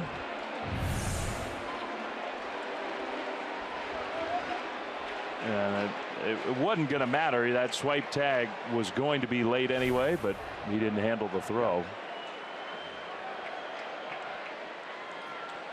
So La Stella removed for Soler. This is a guy who was scratched from the original lineup with some sort of toe problem.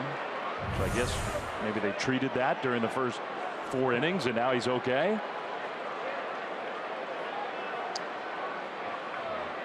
What a play by Baez, because it did work.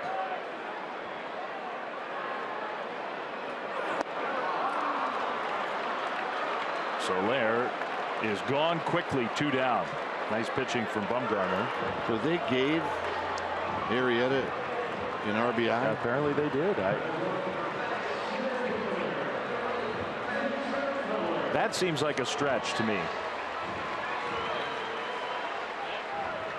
And I know you got to account for why did Baez come in to score, but maybe they just say, well, the ball got by Nunez. It was sitting there on the grass. All right. Dexter Fowler hits a foul ball. So that Giants lead is down to a run.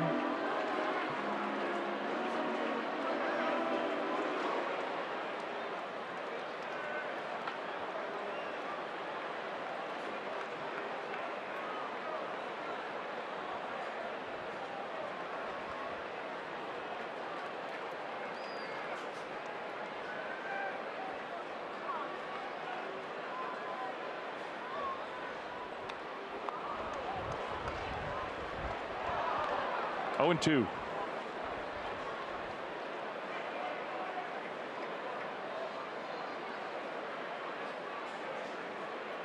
Bumgarner thus far has done a good job against Fowler. He's grounded out twice. Fowler's been a pain in the neck to the Giants. Part of it getting on base, getting hits, big hits, but also just getting so many pitches out of the Giants. Wow. Bumgarner thought he had him.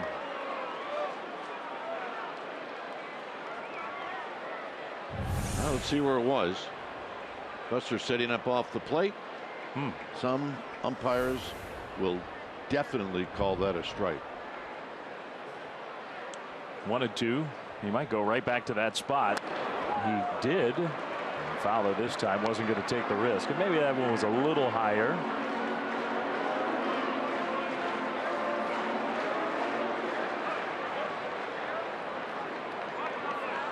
Cubs have scored their first run of the game. You got Chris Bryant, who right now is probably the leader for MVP in the National League. He's waiting on deck. And the throw, Bell was off the bag, and they're going to call a balk because of that. Bumgarner can't argue. He's got to get out of there. Otherwise, Phil Cuzzi can throw him out of the game. And Phil Cuzzi is an umpire with a pretty quick trigger, I think. Yeah, he threw Vogelsong out last year. So they're saying that Belt is not on the bag. No, well, they're not. They're saying that if you watch Cuzzi, he did your kick was too far back. Yeah. Which means you can only go home.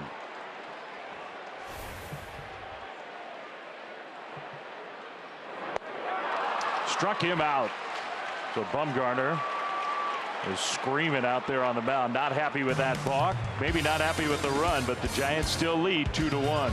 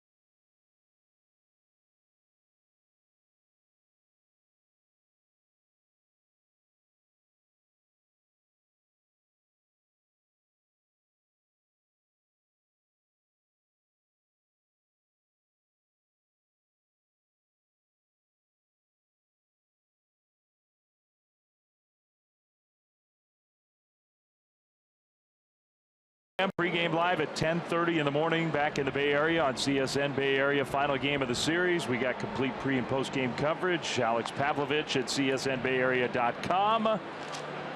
Tomorrow, Giants Cubs from Wrigley before we head to Denver for the Labor Day Monday game. So one more chance to be in this great city, and who knows, maybe we will be back in a month. Well, I'm not going to say count on it, but I wouldn't be surprised. Let's put it that way. Another tight game, 2-1. Both teams with 3 hits. 3 hits has been the magic number for the Giants. I think they would like to get a 4th. They would like to, absolutely.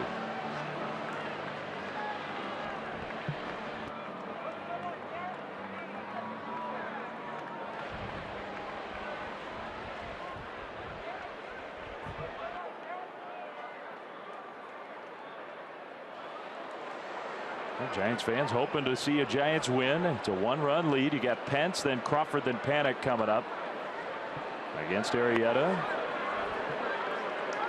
Ball 1 to Hunter Pence.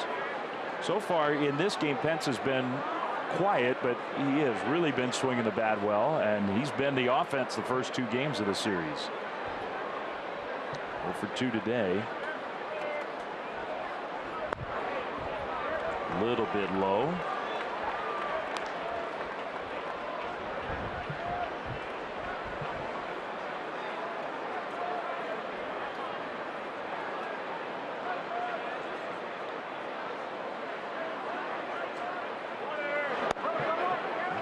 Strike 1. Cubs made a bunch of changes coming into this 6th inning. Soler stays in to play left field. Caesar moves from left to right. And then Baez over from second to third. Pence on the ground sharply, but picked by Russell. That low throw handled by Bryant. Not a very good throw. 1 away.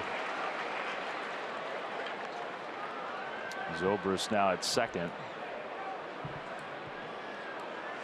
Pence is 0 for 3, 1 out for Crawford.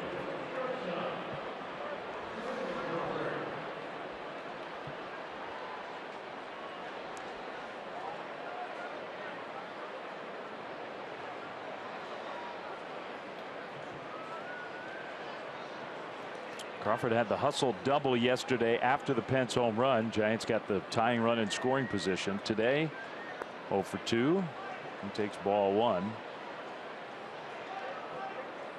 91 pitches from Arrieta. Who knows, maybe you string together a couple long at bats here and you get him out of the game either here or at the end of this inning.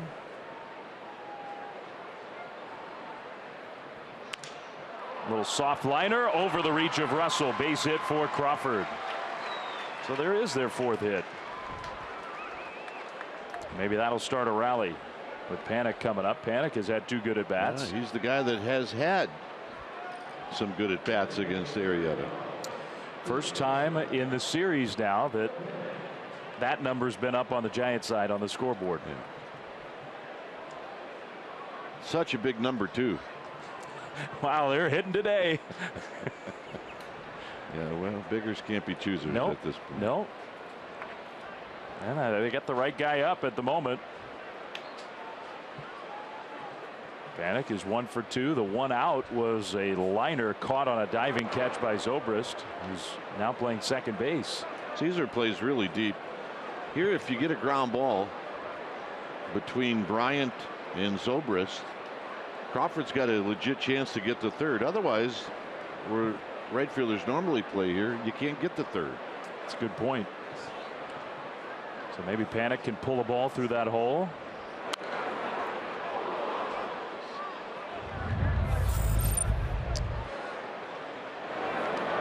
Panic did a nice job of moving down to second base. Then he went to third, and then he scored on the Nunez base hit.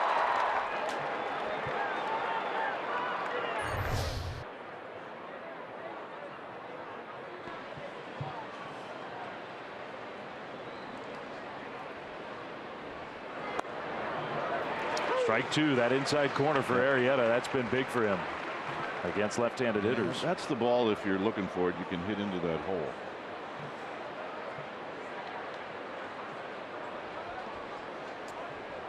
One and 2 to Panic.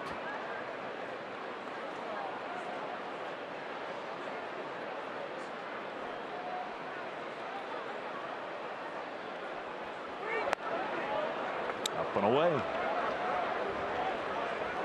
Arrieta has not been as dominant. Now he's still got great numbers for the year. He's tough to hit, but if you really ask the Cubs and dig down into the numbers, it's been left-handed hitters have been doing most of the damage against him. So you got Crawford with the base hit, Panic, and then Belt after him. And they've all seen him now 3 times today. Not that it's easy, but if you go by the recent history for Arrieta, this is the spot in the lineup where you figure you might be able to get something done.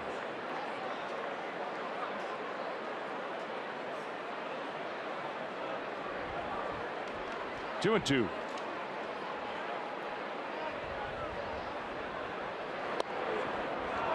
sort of buckled, and Contreras held that slider, hoping for the call. Well, I don't blame him for wanting it, but it's not a strike. And Contreras didn't do Arrieta any good by trying to jerk that thing down, because I don't think umpires don't notice that. It wasn't real subtle. Now we'll see if Crawford goes. I'm thinking it's a pretty good possibility. I would think so. I mean, look, you want to start moving people around to see if you can just continue this inning, get a little momentum going. Well, watching that last bit, it might have been a changeup from Arrieta as opposed to the slider. He will throw a lot of sliders to left-handed hitters, so we'll see. Crawford does go. Panic strikes out swinging. The throw, nobody's there. Well, that was unusual. Brain lock. Who's covering? Nobody. Crawford gets the steal. Right. See, nobody moves.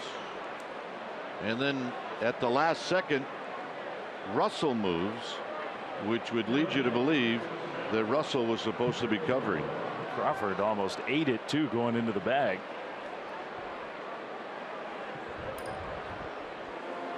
And maybe Crawford had a moment's hesitation that caused that weird slide, because he realized there was nobody there and was thinking, right, I got to be able to get up and go. And you think that would have ticked off Contreras if that ball would have gone into center field? Yeah, he gets charged with an error. So 2 down for Belt, who walked his last time up. He has also struck out in this game. Chance for a hit to get that run right back for the Giants. Ball 1.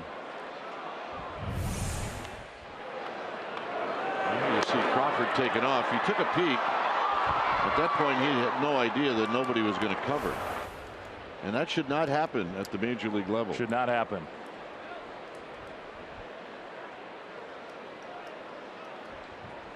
Crawford's taking a pretty big lead here with the shift on for Belt. Seeing if maybe he could take advantage and get to third. He's got a decent chance to try to do it.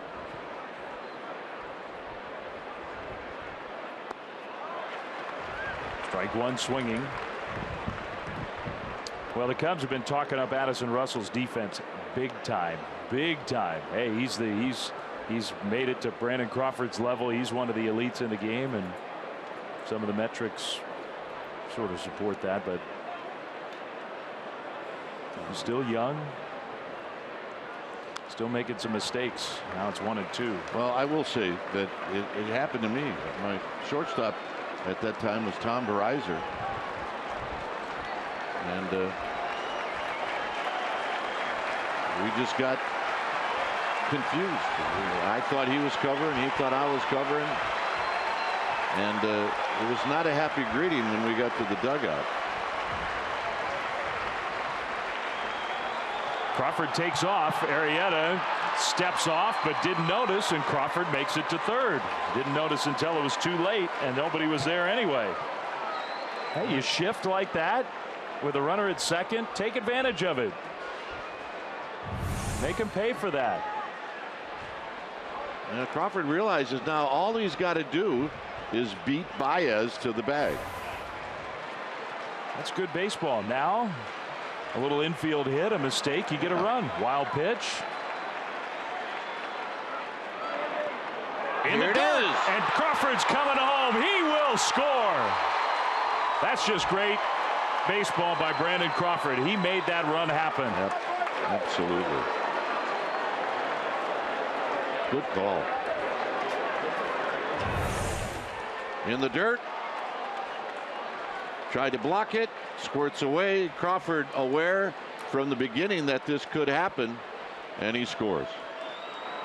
Make them pay if they're going to play so extreme when you're out there on the bases. And he did.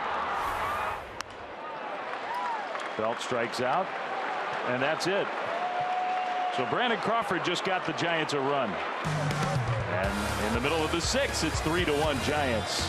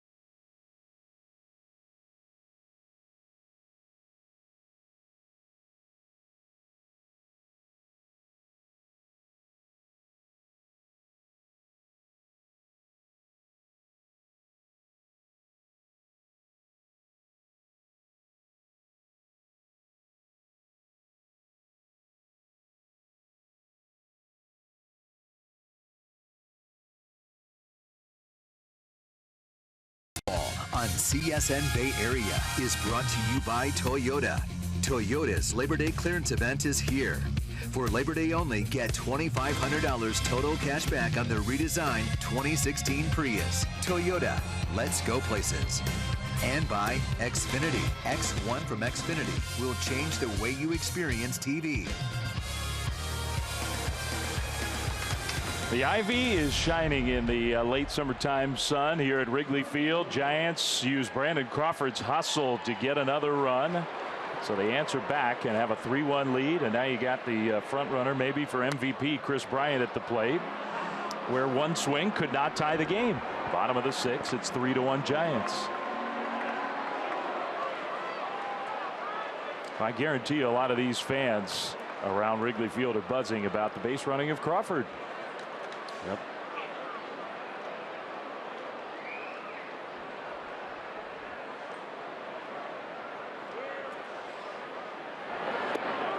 Oh, 2. Used the curveball for strike 2. And maybe the little mistake by Addison Russell not covering.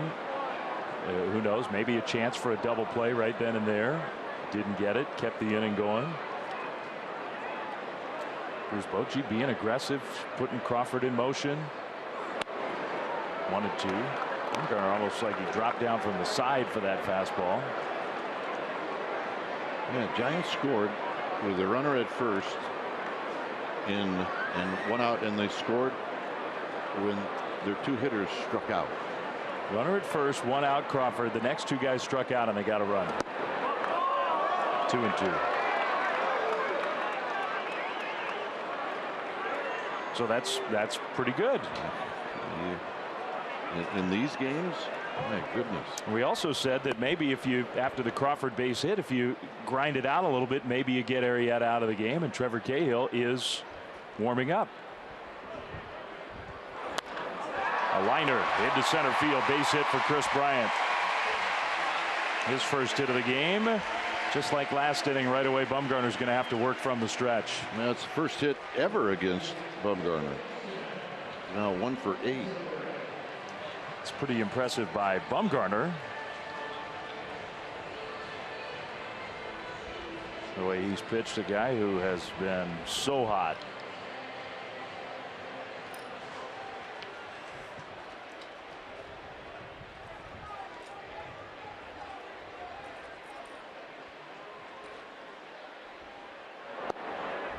Strike 1 to Ben Zobrist.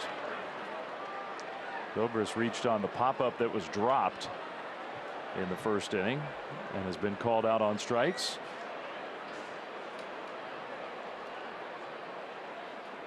And he does have some power. 14 home runs. On the ground, Nunez to second. That's one. Panic, that quick turn, not in time. Close.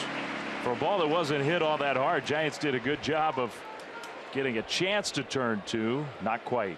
And you get an idea that Zobrist is a guy that can just run good enough where he can beat out balls like that. Off the bat, you think it's a double play, but the guy runs decent. He can beat that out. I mean, he's getting down the line pretty good. Yep. Good call by Phil Cuzzy. Close play. You know we're going to see Wotus on the phone, but Giants will not challenge. How about the big curve to Addison Russell for a called strike? Only people in the world that use the old style phones now are bench coaches. We need the rotary dial to call back in the clubhouse just to finish it off. That would kind of be perfect. Hey, who knows? Cell phones may be coming in the dugout. Operator, connect me to the video room. Hey, I'm old enough to remember that growing up as a kid, we had a party line. You know what that is? Tell me. You share it with your neighbor. Yeah. 2 rings is yours, 1 ring is theirs. So you didn't have to pay the full phone bill? That's it. Party line. Problem is you could listen in on your neighbors. That's a little bit of a problem. Now, considering it was my dad's brother, it wasn't that interesting. Trust me, when I listened in, it wasn't.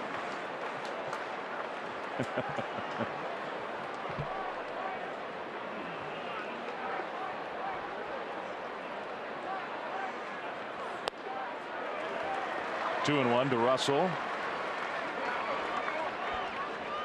Russell has struck out twice against Bumgarner. He's thrown 86 tough pitches. We're in the bottom of the sixth.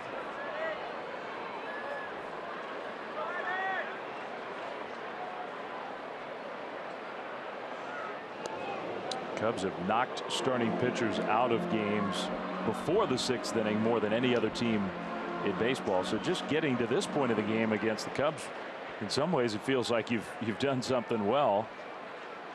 And Bumgarner's really pitched well.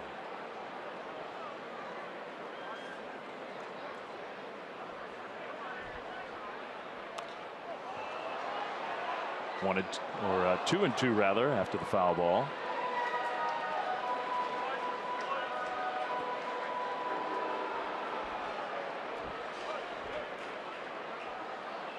See, Bumgarner, once in a while, he'll take a little bit of a break and take a bit more time in between pitches, and he'll do that just to catch his breath. And not meaning that he's at all tired, but hey. And each new ball he gets back, he rubs it up. He gets a little sweat off his forearms. And if you watch him, he does it every time. I think Buster will help him out sometimes too, getting that breather. Just give a pause before giving the sign. That one hit him. He threw a curve and it got him on the foot. So that puts Zobrist at second. Puts the tying run at first with Contreras coming up. So I guess he got a piece of that back foot.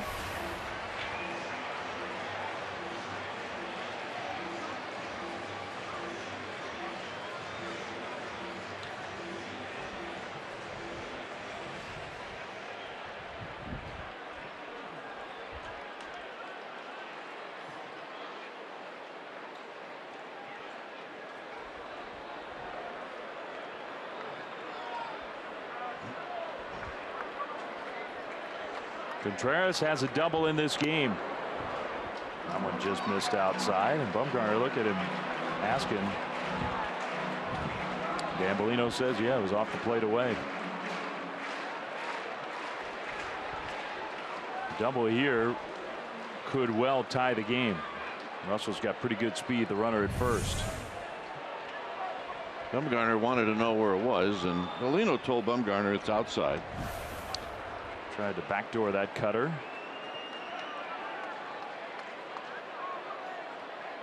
Contreras on the ground, foul. Not by much. If you're a third baseman and Bumgarner is going to start the game, you know that you're going to get some work. Well, he so aggressively pitches into right-handed hitters. We see so many of those balls, and not always hit very hard, but pulled on those pitches in. Nunez has had 4 ground balls in this game and 1 infield hit from Arrieta. Contreras to right field. Pence on the move with the wind pushing it, and it's going to drop.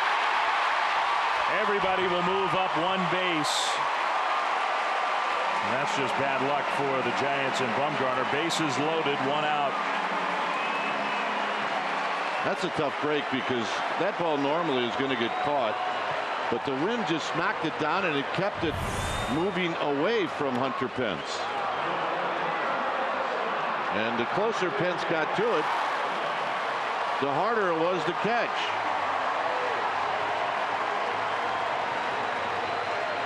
I also think he did well. He could have been tempted to try to make a dive, and if you miss it, then it's a disaster. Yeah, you can't do it. Absolutely. You got to play it that way. And now Baez, who created that run with his hustle for the Cubs. Their only run so far. Chance to tie the game or more.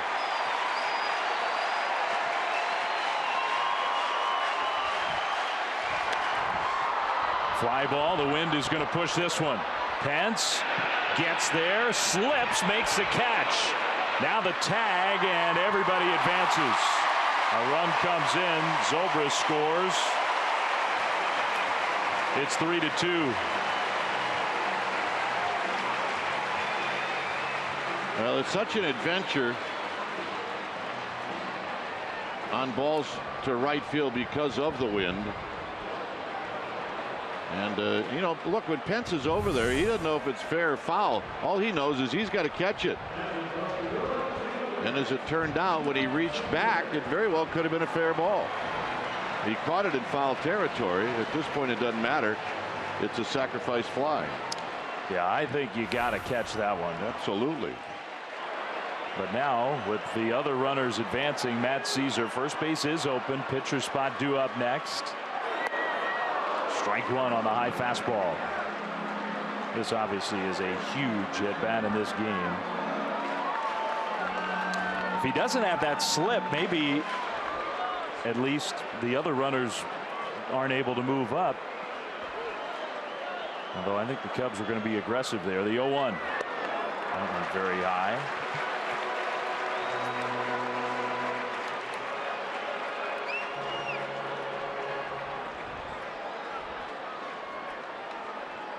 Base hit by Bryant. Hit by pitch, blue pit, and sac fly. That's how the Cubs have a run in. Russell's at third. Contreras at second. Another one. And Posey has to lunge for, make sure it doesn't go to the backstop. 2-1. Anthony Rizzo has come out on deck as a possible pinch hitter, their all-star first baseman. Rizzo's a guy who has seen Bumgarner a lot, not a ton of success, but obviously dangerous. Strike two swinging. Sticking with the fastball against Matt Caesar. Well, you see Caesar swing at that pitch, and you think that maybe he was looking for something else, and then still chose to swing at the fastball.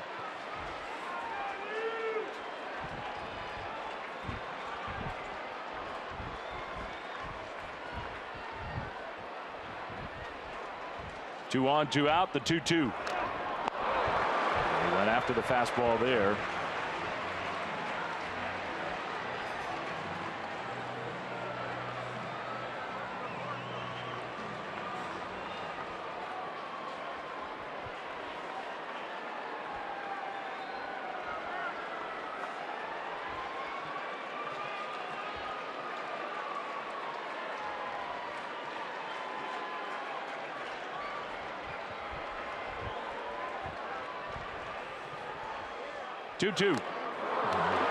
Just got a piece of it.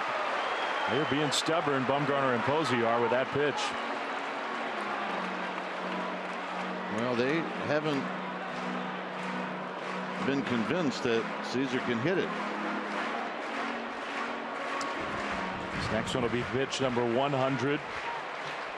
And we'll see if it's another fastball. Nothing going on in the Giants bullpen. This is Bumgarner's spot, trying to keep the Giants ahead. Well, they went with the breaking ball, and Caesar again did well just to stay alive.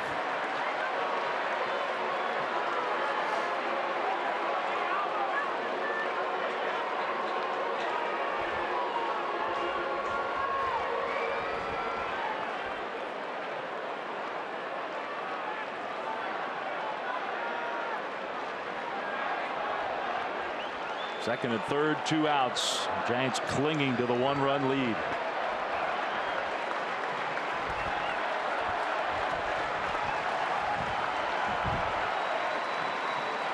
Another 2-2.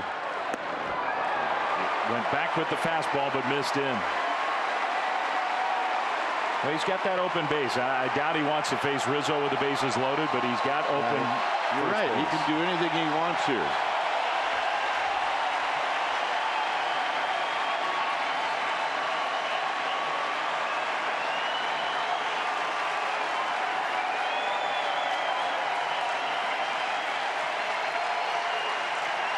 The 3-2. Caesar, it's a high pop Foul. And again, I think the wind helped. That might have been in the seats anyway, but the wind really pushed that away from Nunez and Crawford.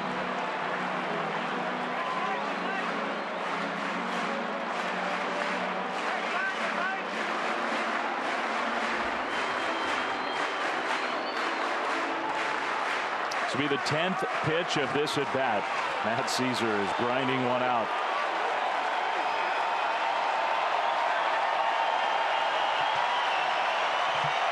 Three-two. He got him.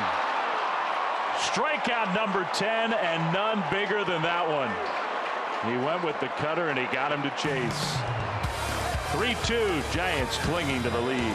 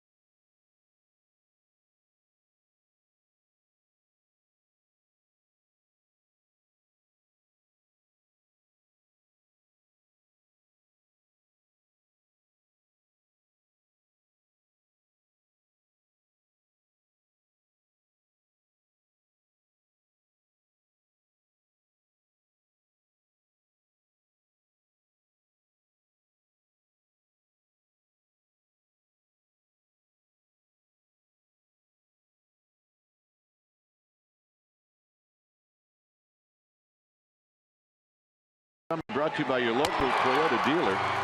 Pitcher matchup, Bumgarner, Arrieta.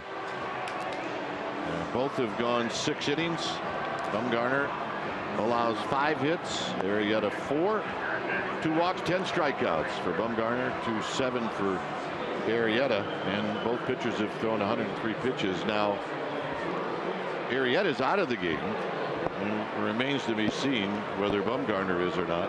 When it's time for a change, think Speedy, oil change and auto service, your oil change tune-up and repair experts. The new pitcher is Trevor Cahill. He will come in. You see his numbers. He's done a good job. He's a sinker baller, and he'll go after Eduardo Nunez. And we do have a couple of more changes that we will tell you about. John Miller is back as Nunez steps in. And Parker is on deck, so that'll give you an idea of what's going on with Bumgarner. There's a call strike to Nunez, who's 1 for 2. Jason Hayward is now in right field, and Matt Caesar back to left field.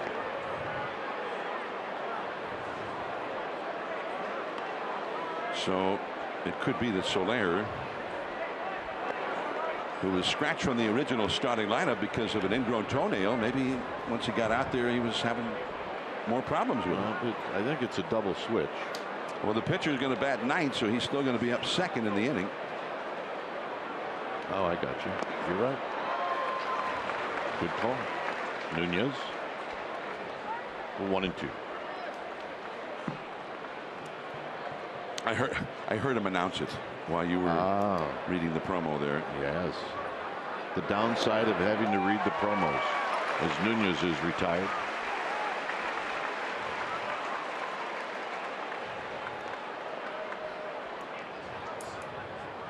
So here's Parker.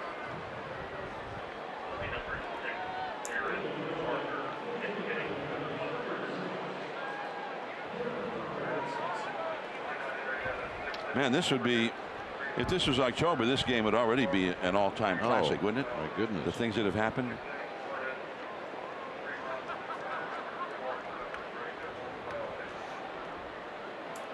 So Parker steps in and he takes a strike.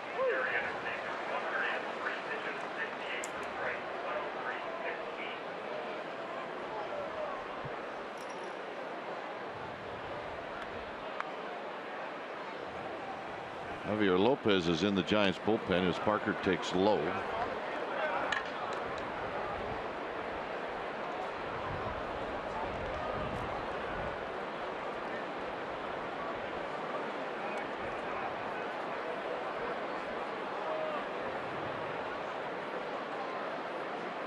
And Parker takes a strike. We have certainly enjoyed walking around town and noticing that there are a pretty good group of Giants fans that have decided that this would be a weekend that they would want to spend in Chicago. Good choice. Good idea. Yeah, the weather's been great.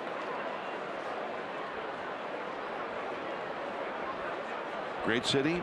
1-2. And then we saw Friday was the day we got to walk, or Saturday, or I beg your pardon, Thursday, because it was a night game.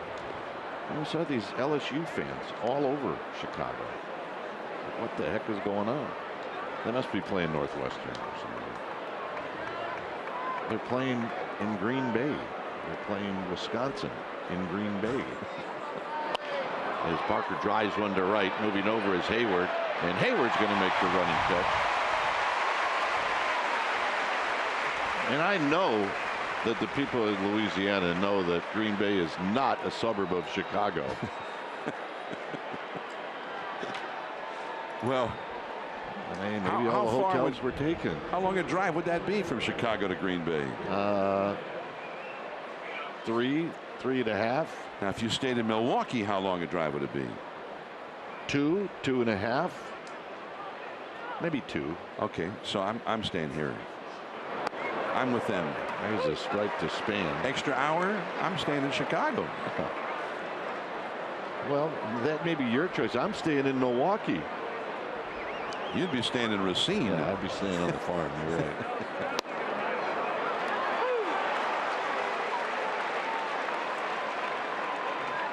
A quick 0-2 to Span, who has not been on base this afternoon. He's 0 for 3 with 2 strikeouts. He's only been on base twice in the series in 11 plate appearances, 1 hit and 1 walk. And those were his first 2 plate appearances back on Thursday night.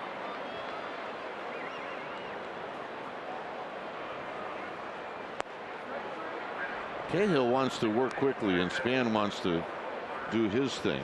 So we have 2 guys trying to get on the same page. Foul back. Well, we had the big marquee pitching matchup with Bumgarner and Arrieta, 2 of the best in the game. And both end up going by way of the pitch count. Yep. 103 pitches each after 6.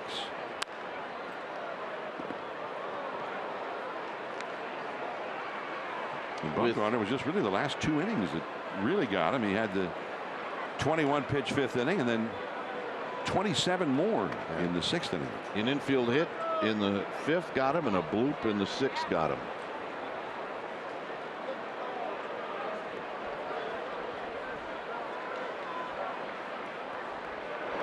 Foul back. Lopez is up for one reason. Hayward is due to lead off the bottom of the 7th.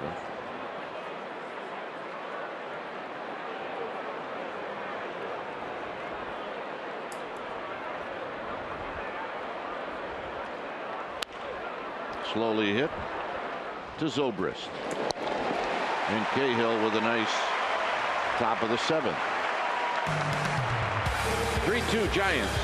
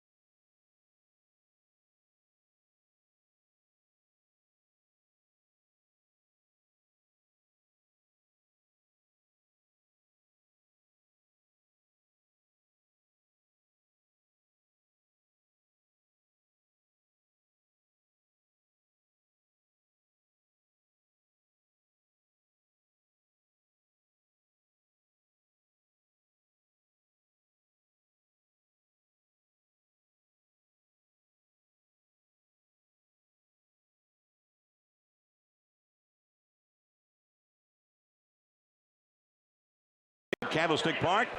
Juan Marichal beat the Chicago Cubs, and it was his 20th win of that season.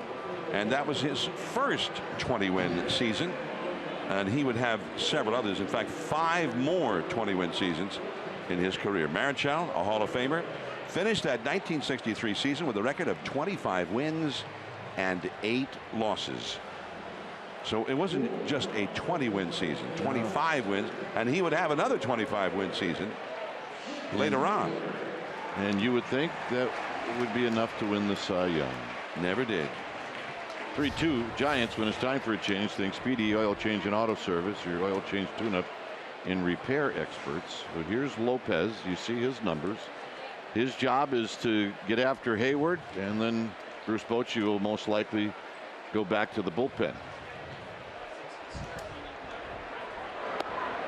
And a strike call to Hayward. I will say one thing about Marichal, because Sandy Koufax in '63, he was 25-5. And some of Marichal's best years, Koufax or Bob Gibson had incredible years. But I will say that Marichal, Candlestick was a different park in those days. It was not enclosed as it later was, as we remember it more recently. And the wind just howled out to right field. It didn't swirl around.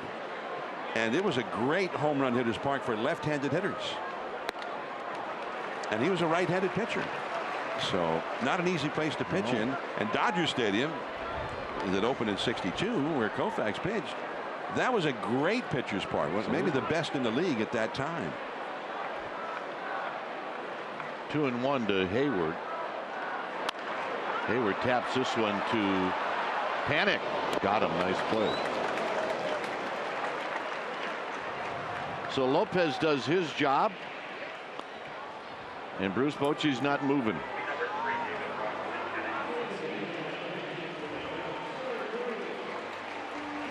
As David Ross is going to hit. David Ross has only faced Lopez one time. He's 0 for 1. Hayward was 1 for 10 against Lopez.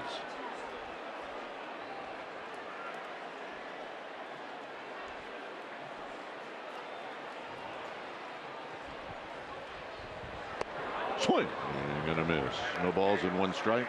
You think that's even if you're a right-handed hitter, and Lopez specializes in getting lefties out, is that a tough assignment if you've hardly ever seen him before? Well, yeah, it can be, absolutely. As this is hit softly to right, and it's going to fall. And once again, the wind knocks one down to right field, and it's a base hit. And looking at Pence, I don't know if he just didn't see this ball at all, or just couldn't figure out if it was on his way to him or not, but he did not move for 1 or 2 beats after that ball was hit, as if it were going to go right to him. So I think and that is the Sun Field right now. He's wearing the glasses. The shadows are advancing upon home plate, and he might not even have seen it at all at first. So Lopez departs. Strickland comes in. It's 3-2 Giants.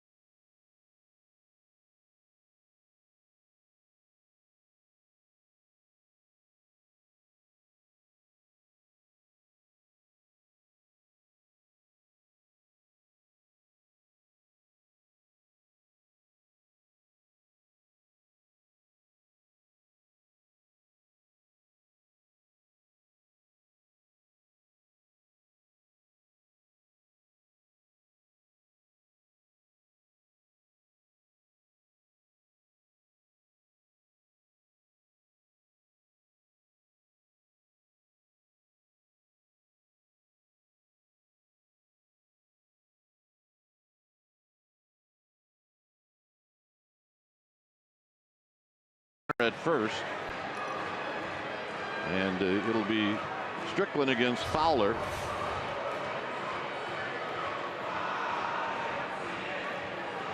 I don't know if Joe Madden is waiting for the last minute to pinch run for David Ross. Maybe he feels like he needs to keep Ross in the game. But there's the numbers for Strickland. He faced 2 hitters on Thursday, and one of those hitters was Fowler. Fowler hit a ball off of Strickland for a base hit.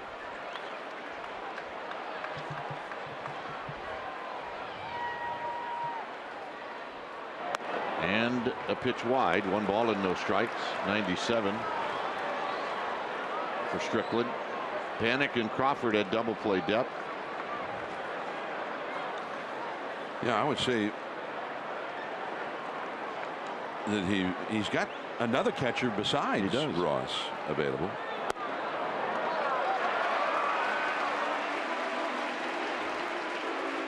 Well, he wasn't happy about that call, Hunter Strickland. He thought he had a strike.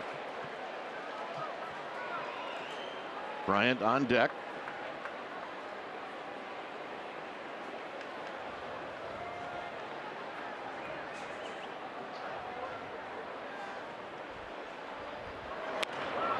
And a little pop-up. Crawford backpedaling, and Crawford will settle underneath it and make the play. So nice 2-0 pitch to Fowler to get the out. And here's Bryant.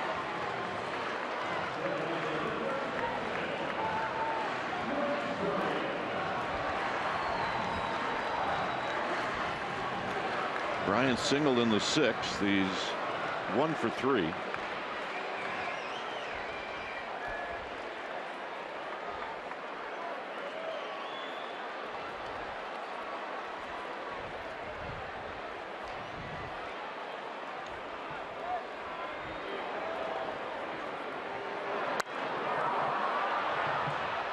And this one's going to be out of play. Posey and Belt giving chase. Well, about 20 rows back. Well, they got him to chase that curveball 83 miles an hour. And I don't know if he calls it a slider, but he has a harder breaking ball, a slider. Well, you got to show Bryant more than just the fastball.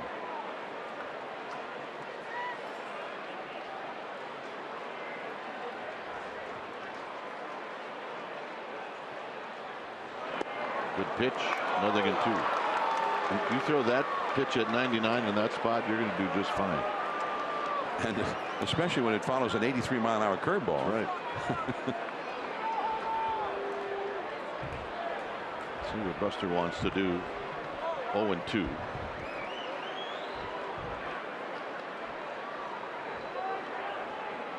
Bryant's going to step out.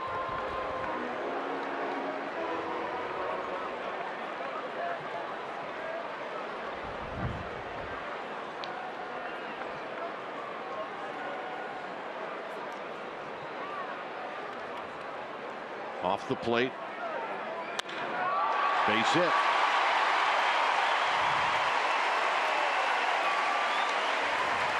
Buster did not want that pitch to be in the strike zone. And now the tying run is at second base. Well, it comes in at 100 miles an hour. Look where Buster started with it, and he didn't miss off the plate. It was a little bit back over. Yeah. So here's Zobrist. Zobrist is 0 for 3.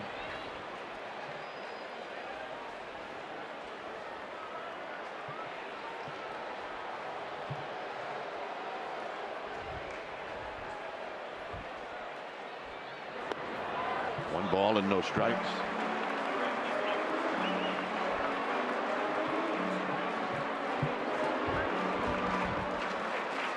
Fifth, sixth, and now the 7th. The Cubs have made some noise.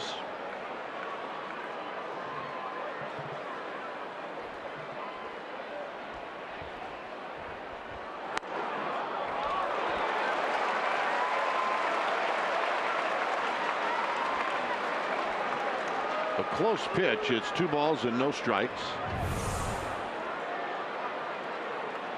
Nope, it's not a strike. 2-0.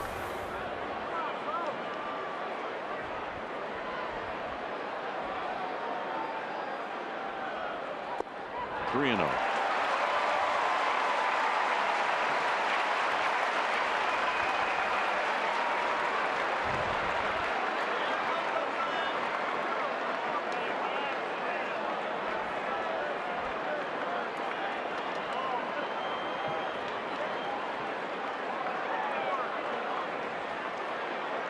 In this spot, you have to expect that Zobrist will be allowed to swing. And he gets the call.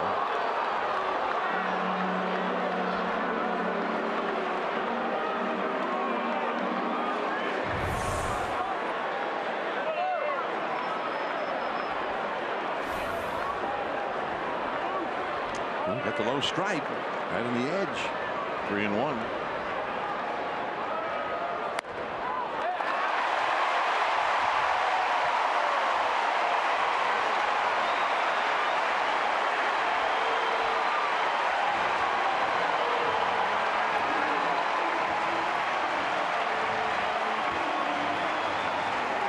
So the walk, and here's Russell.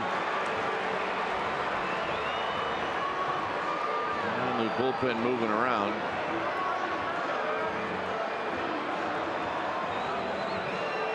Remember, Russell was the guy that broke the Giants' heart on Thursday night. Really, a very much similar spot. In that spot, Corey Garrett came in and got ahead of him with a slider, and then tried to throw the sinker down and in. Ended up breaking his bat, but got the ball where he wanted to get it. But Russell kind of lobbed it over the infield for a 2-run single.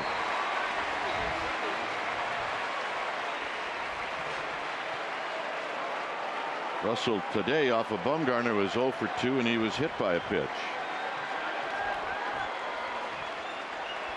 Ross, Bryant, and Zobrist, and a call strike, and it's 0-1. He's had a hard time getting that first pitch strike in this inning. There they are.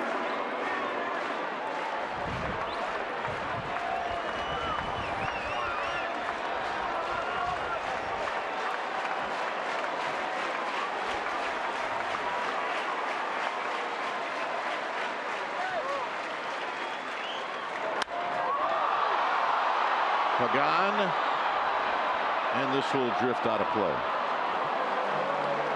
It pushes the ball out of play down the left field line. Down the right field line, it's just the opposite.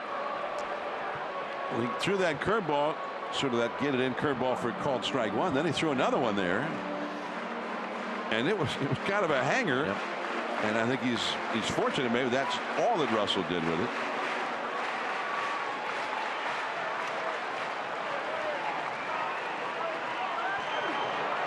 You see the different foul poles. It's 0-2.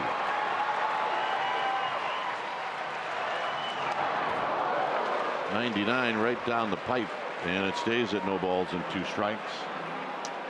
It's 0-2. It does not have to be right down the middle.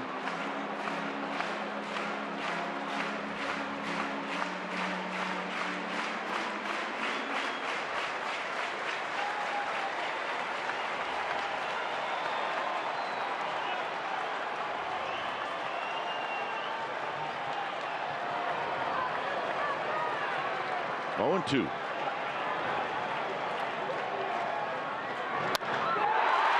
Hunter Pence, side retired. 8th inning coming up. It'll be Pagan, Posey, and Pence. I think I'm going to barf.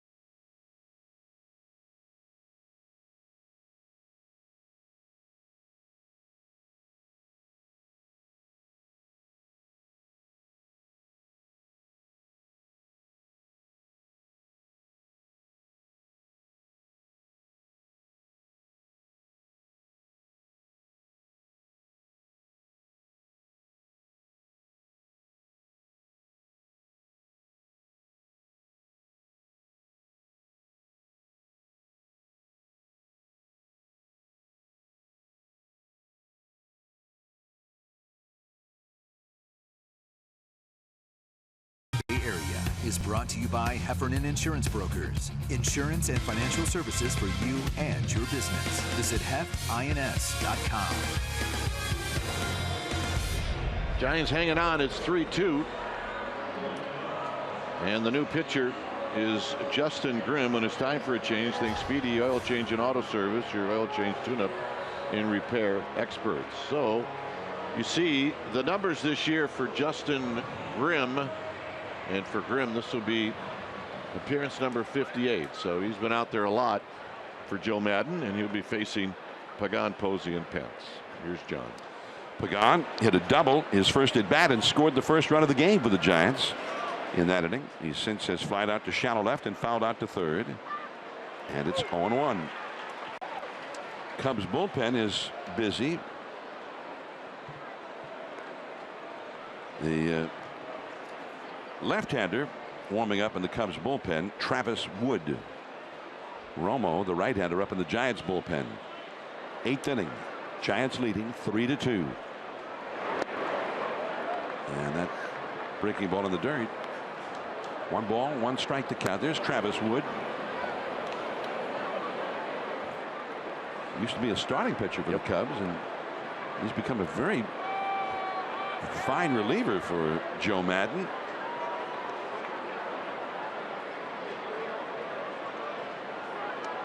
Check swing. That one bouncing in the dirt again. Another breaking ball. 2-1. Pagan laid off both of them.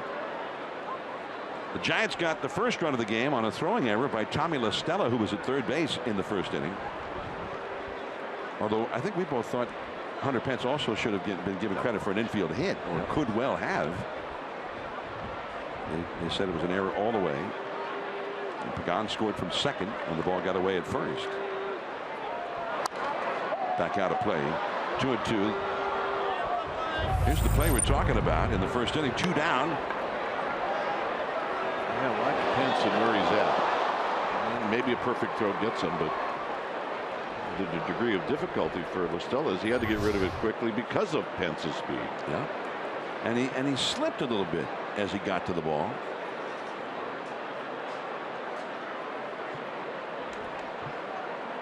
Two and two the count. Anyway, it doesn't really matter whether they scored it a hit or an error. What happened either way. The run scored. Then in the 4th inning, Panic got a bloop single, took second on a wild pitch, third on a pass ball, and then Nunez with 2 down singled him home. And the Giants had a 2-0 lead. Now, I guess maybe his belt buckle broke. I have a belt issue. Faulty belt. Comes another one. The replacement belt is coming. Looked like he was willing to go it with beltless out there.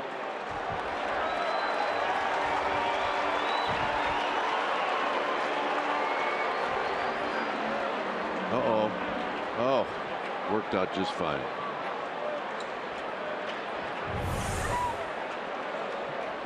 I don't need no stinking belt.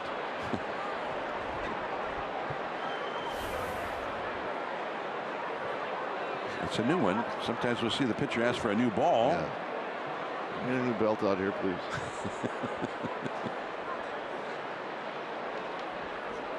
Two and two the count. 2 Pagan.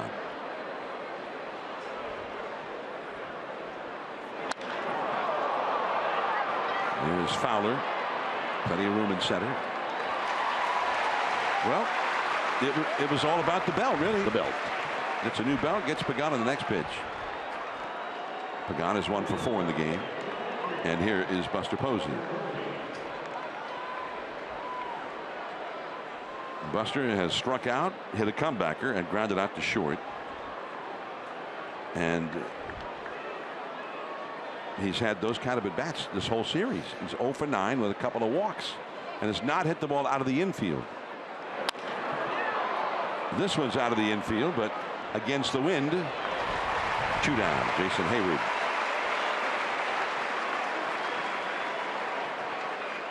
Hey, today, if you had the ability to get those right-handed hitters just to hit the ball in the air to right field, you're going to do just fine.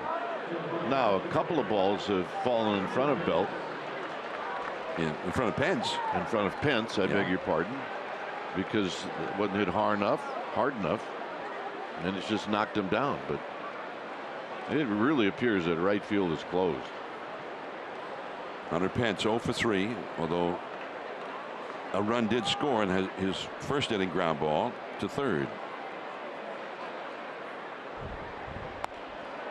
And that's ball one. By the way, speaking of fly balls, that was only the 5th fly ball all day hit by the Giants in this game. And 2 of them have been in this inning. Pagan to center and Posey to right as Romo heats up, getting ready for the last half of the 8th inning.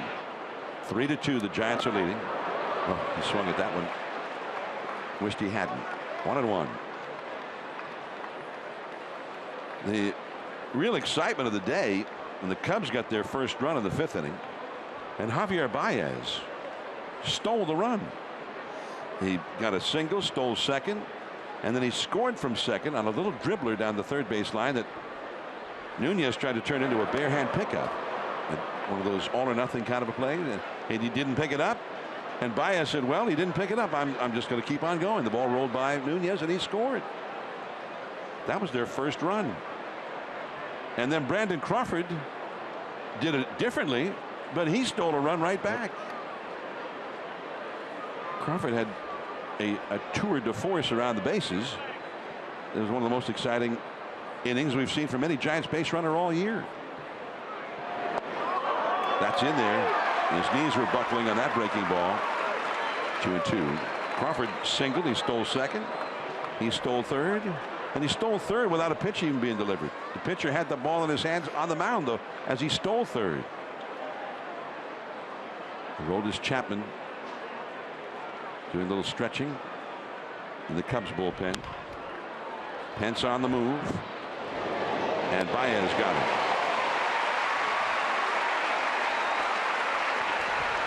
It'll be Contreras, Baez, and Cesar Dua. Romo coming in.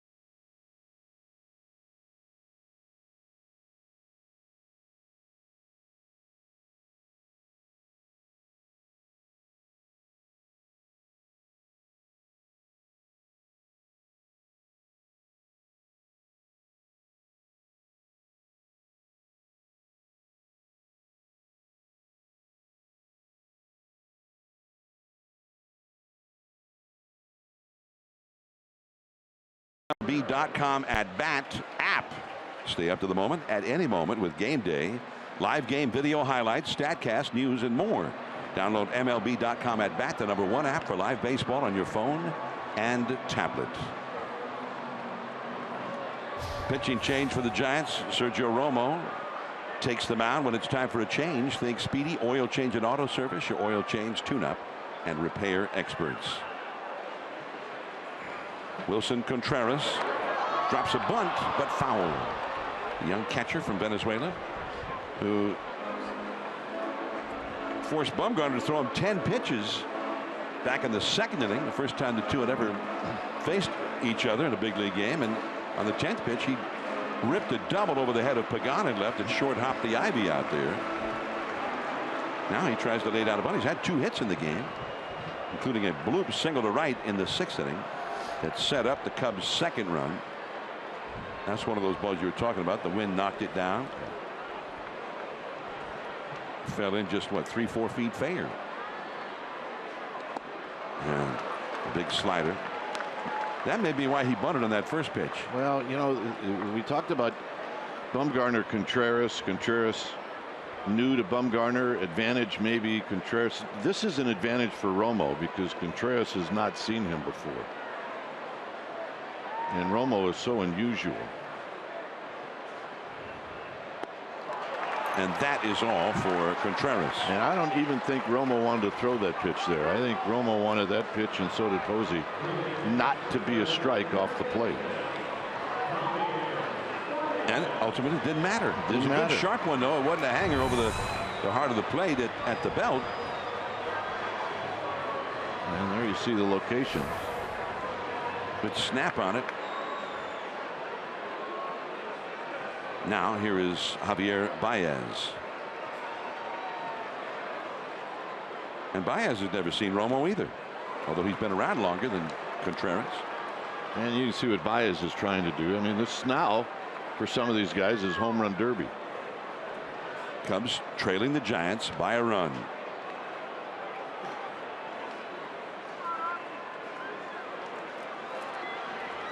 Anthony Rizzo, big left-handed batting slugger, on deck. And the count goes to 1-1. And the Giants have Will Smith, a left-hander, up in their bullpen. There's Rizzo, number 44. With Matt Caesar due up next. And there's Will Smith down in the Giants bullpen with Mark Gardner alongside. And it's 1-2. And in the Cubs bullpen, the big hard throwing closer, Aroldis Chapman, is getting ready.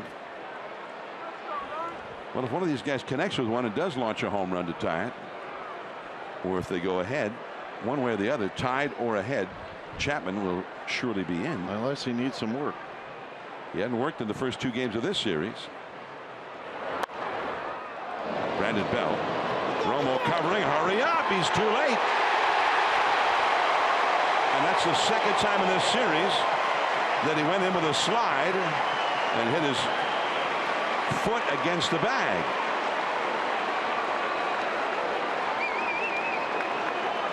Or it may have been Wednesday at home that he last did that. Well, I want to take a look to see how this one turned out. Well, he may have gotten him. Yep. And they're going to look at it. So Bruce Bochy's coming out, and there they are. They have gone over. I'm not sure there's enough there to overturn this. But you can see why the Giants would want to look at it. Now that one might. And they got him. I believe that they did with that one angle. This replay review is presented by Xfinity. You just always hope that there's enough there. Phil Cuzzy, whose call it was at first base on the left, and here's the enhancement.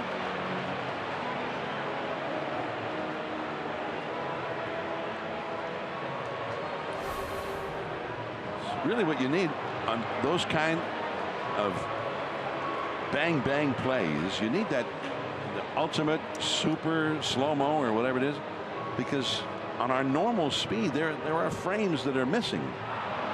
Well, here's the call back from New York. Got him. They saw that angle we saw. Yep. They came to the same conclusion. Then Sergio Romo appears to be okay, which there, look at that. That probably shows it better than any angles right there. Boy, we had that one angle, John, where it looked like Baez was going to get there way ahead of Romo, and then I don't know if he didn't extend his arm, but Romo made up some ground pretty fast.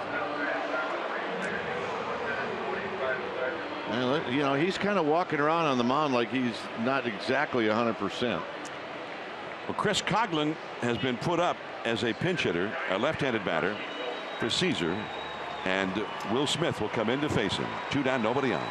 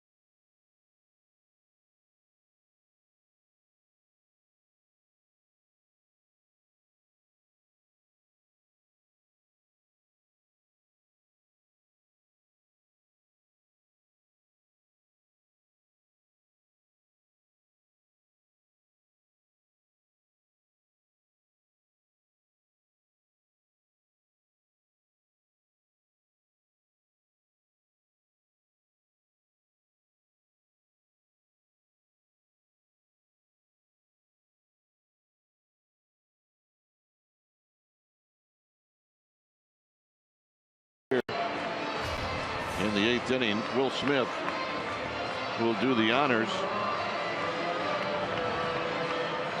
Will Smith used to pitching in this park, having spent all of his years in Milwaukee. 2/3 of an inning on Thursday, and he did not pitch in the game yesterday afternoon. Sergio Romo faced 2 hitters, as there you see Romo alongside Jeff Samardzija, and we hope Romo's okay. He did something very similar to that in the same kind of a play, and I think it was Wednesday afternoon, the day game at home. Yep, I believe you're right. He's had a history of knee problems anyway. Ball 1 to Chris Coghlan, the pinch hitter. Still on the Cubs bench, they have Miguel Montero, the left-handed batting catcher, and Anthony Rizzo, left-handed batting regular first baseman. So there's no right-handed hitters to go to for Joe Maddon to counter this move. And the count is 1-1. 91-mile-an-hour fastball. Aroldis Chapman is still throwing in the Cubs bullpen, but he's not the only one now. Travis Wood, a left-hander, gets up once again. 3-2 Giants. 2 down, nobody on. Called strike 2.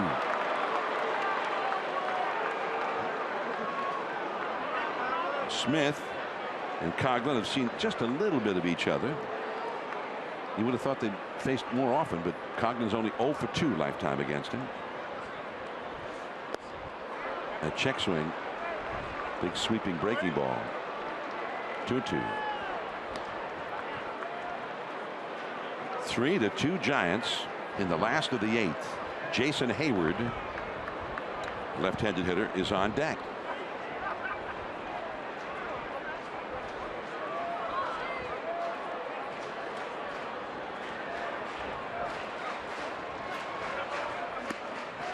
Another check swing, and on the appeal by Posey, no, says Tom Hallion, the third base umpire, and it's a full count. So Coghlan started on both of those and stopped in time both times. So from 1-2, it's now 3-2. Coghlan's been swinging the bat really well of late. Look at it. I almost hit him at 94 miles an hour. And Smith just looks very unhappy with himself because he missed badly on that pitch. So here's Jason Hayward. Hayward 3 for 10 and a couple of walks in the past against Will Smith. Hayward has had one at bat in this game, grounded out to second. Wow. Fastball right in there and a swinging strike. Trying to go.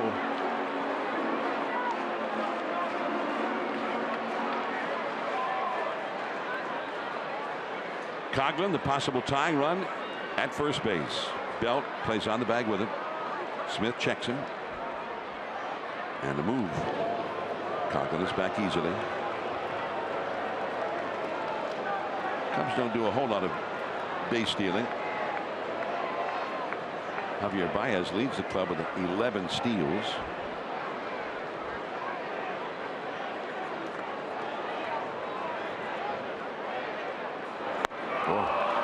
He chased, and it's 0-2. And that ball was way outside with the break. It followed a good fastball.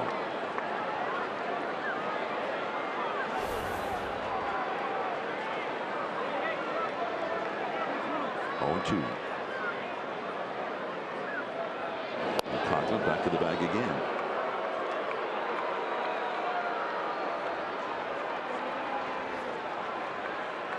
Anthony Rizzo is in the on-deck circle with the pitchers. The pitcher due next. There goes Coghlan. Back to the screen foul. Not a good jump.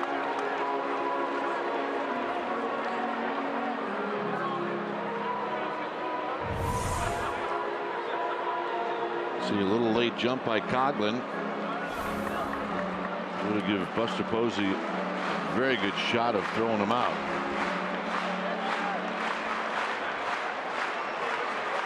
The long shadows of September crossing home plate. You see Hayward in the dark shadows.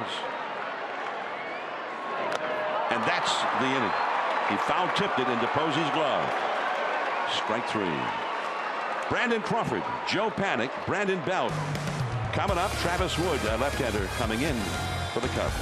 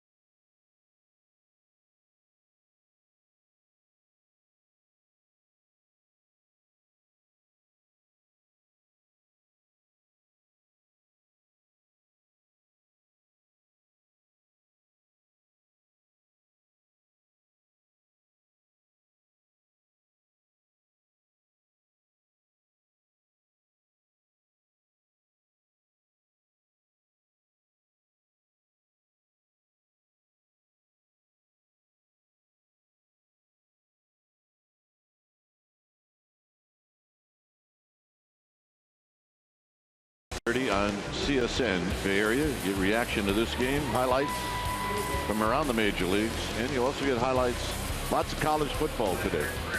So check it out. It's a 3-2 lead for the Giants when it's time for a change. Thanks Speedy Oil Change and Auto Service, your oil change tune-up and repair experts. So it's Travis Wood, and Wood will be facing Brandon Crawford.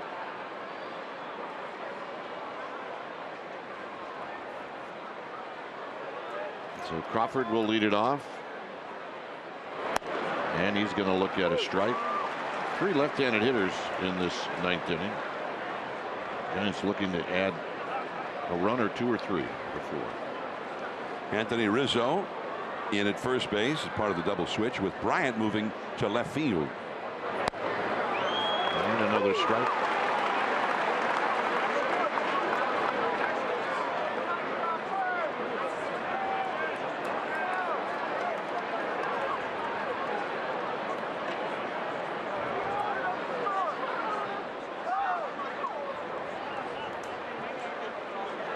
Outside to Crawford. Crawford with a base hit in the 6th. Is daring base running in the 6th inning is the difference in the game.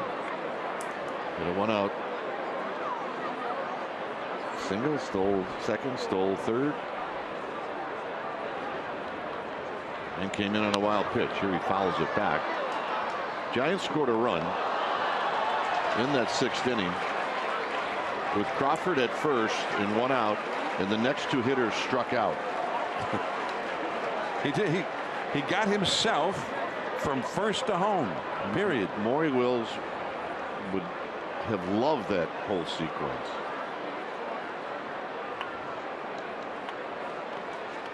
Well, what was kind of cool about it was when he stole second, nobody covered. Nobody covered. And they had the shift on, and nobody went to cover. And then they're still in the shift, and he caught him flat-footed, and then on the wild pitch, and he had a big lead from third because the third baseman was playing way off the line. He knew he could, and he scored easily when the ball got away. On the ground to short, and Russell will make the play.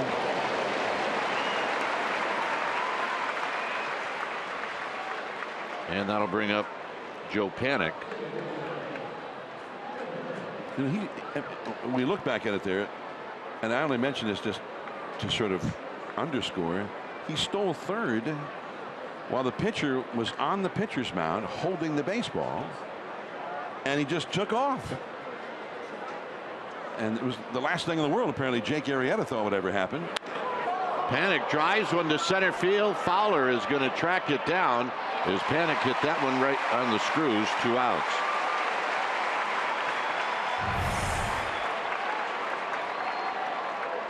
And Hunter Pence saying, "You're the man, you're the man, you're the man, you're the man."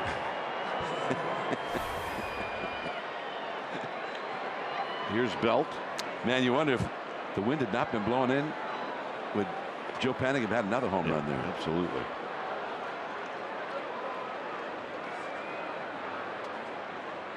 Belt takes a breaking ball inside. With Hayward making the last out, Rizzo would lead things off. So we'll see if Bruce Bochy lets Smith face Rizzo or just bring in Casilla, as this is lifted out into left center field, and that is going to end the inning.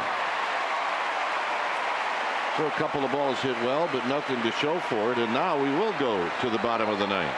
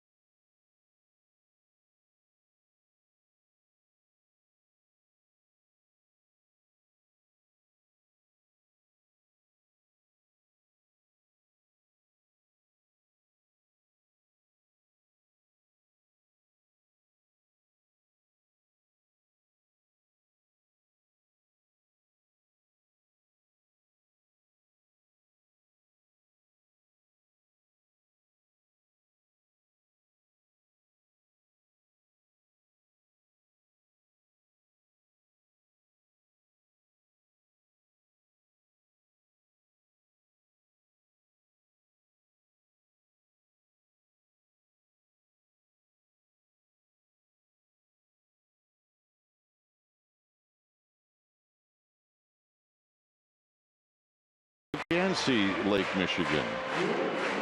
Not quite like at AT&T Park where you can see the water, but you can see water from here. Nobody's going to hit a long home run into Lake Michigan.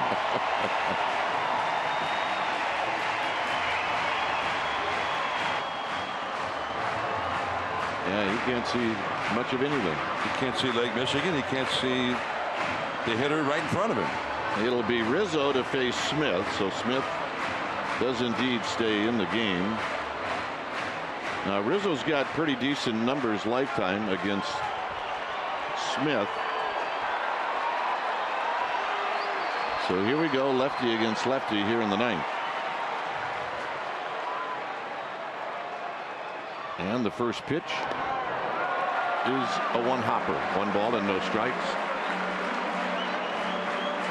One thing that is helpful in these ninth innings, no matter where you go on the road, but especially here, is that first guy gets on, you get the crowd massively into it. If you can, you got to keep them out of it.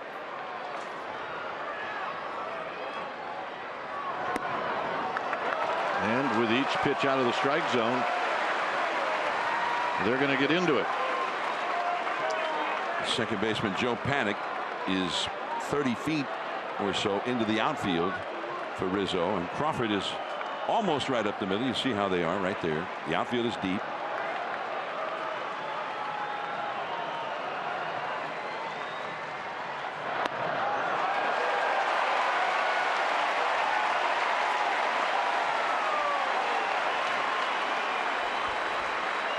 One close pitch out of the 3, and if you don't get it, it's going to be 3-0, and that's where we're at. You got the tough outs coming up.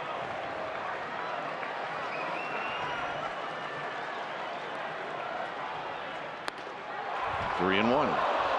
Got the high strike, and of course it's a pretty tall target up there, Anthony Rizzo.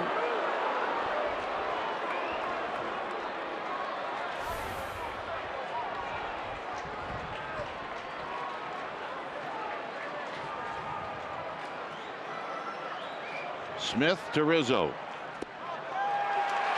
Oh man. And that looked like a good pitch.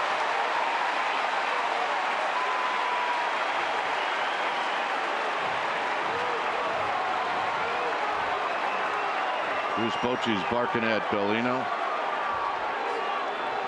You know, it's hard not to get it over the inside corner without hitting Rizzo as close as he gets to the plate. And the pitch FX on the MLB at bat app showed that one as being a strike. Here's the pitch we're talking about. Even Buster Posey, who doesn't really reacts to this one. And Smith can't believe it.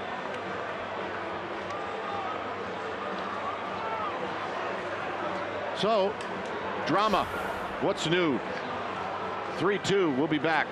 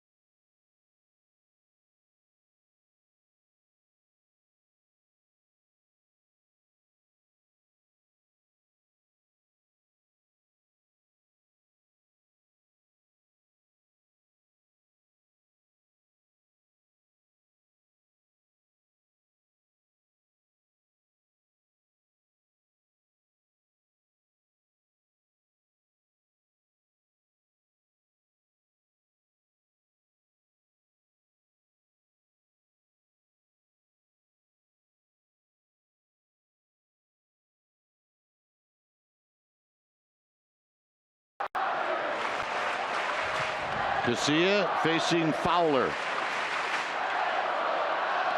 And a breaking ball, and immediately Buster Posey goes out.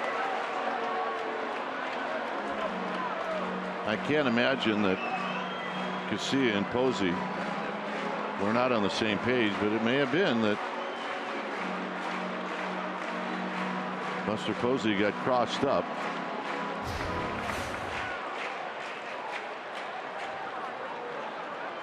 Fowler is 0 for 4. If he is indeed going to lay down a bunt, you got to make sure you do everything right to get him out. Swinging a pop-up foul down the left field line and out of play.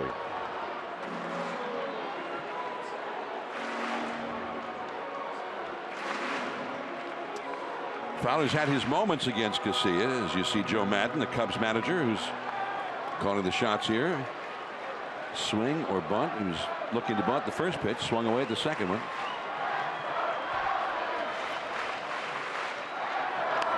Bunts this one, third base side. And they got him. And they got him! Unbelievable! It's a double play, 2 down in the 9th. Rizzo came around second because nobody, and I mean nobody, was at third base.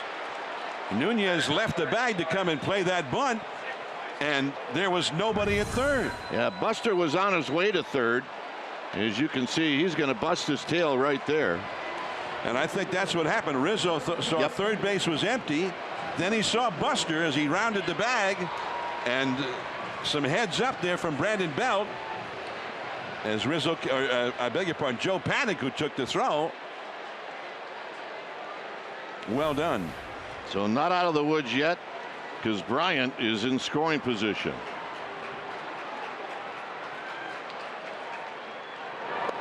One ball and no strikes. So it's a sacrifice bunt into a double play. Unbelievable.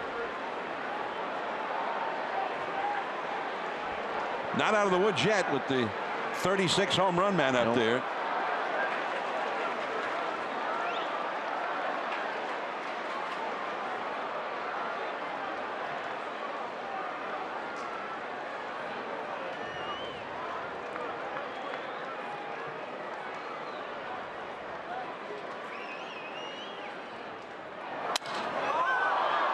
Crawford, ball game. So the Giants, and the only way they know how to do it, beat the Cubs with all sorts of torture. How do you explain this one, John? This was joyful. And it was Brandon Crawford who played with the joy of being a guy who has talent, who knows what he's doing, because he's created the winning run out of nothing. As you so adroitly put it, he was at first base. The next two guys struck out, and he scored. How did he do it? It was incredible. That was the winning run, as it turned out. So Bumgarner is going to get the win, and Arrieta is going to get the loss. How about that? Final score: Giants 3, Cubs 2. Stay tuned. Esurance Giants postgame live starts right now.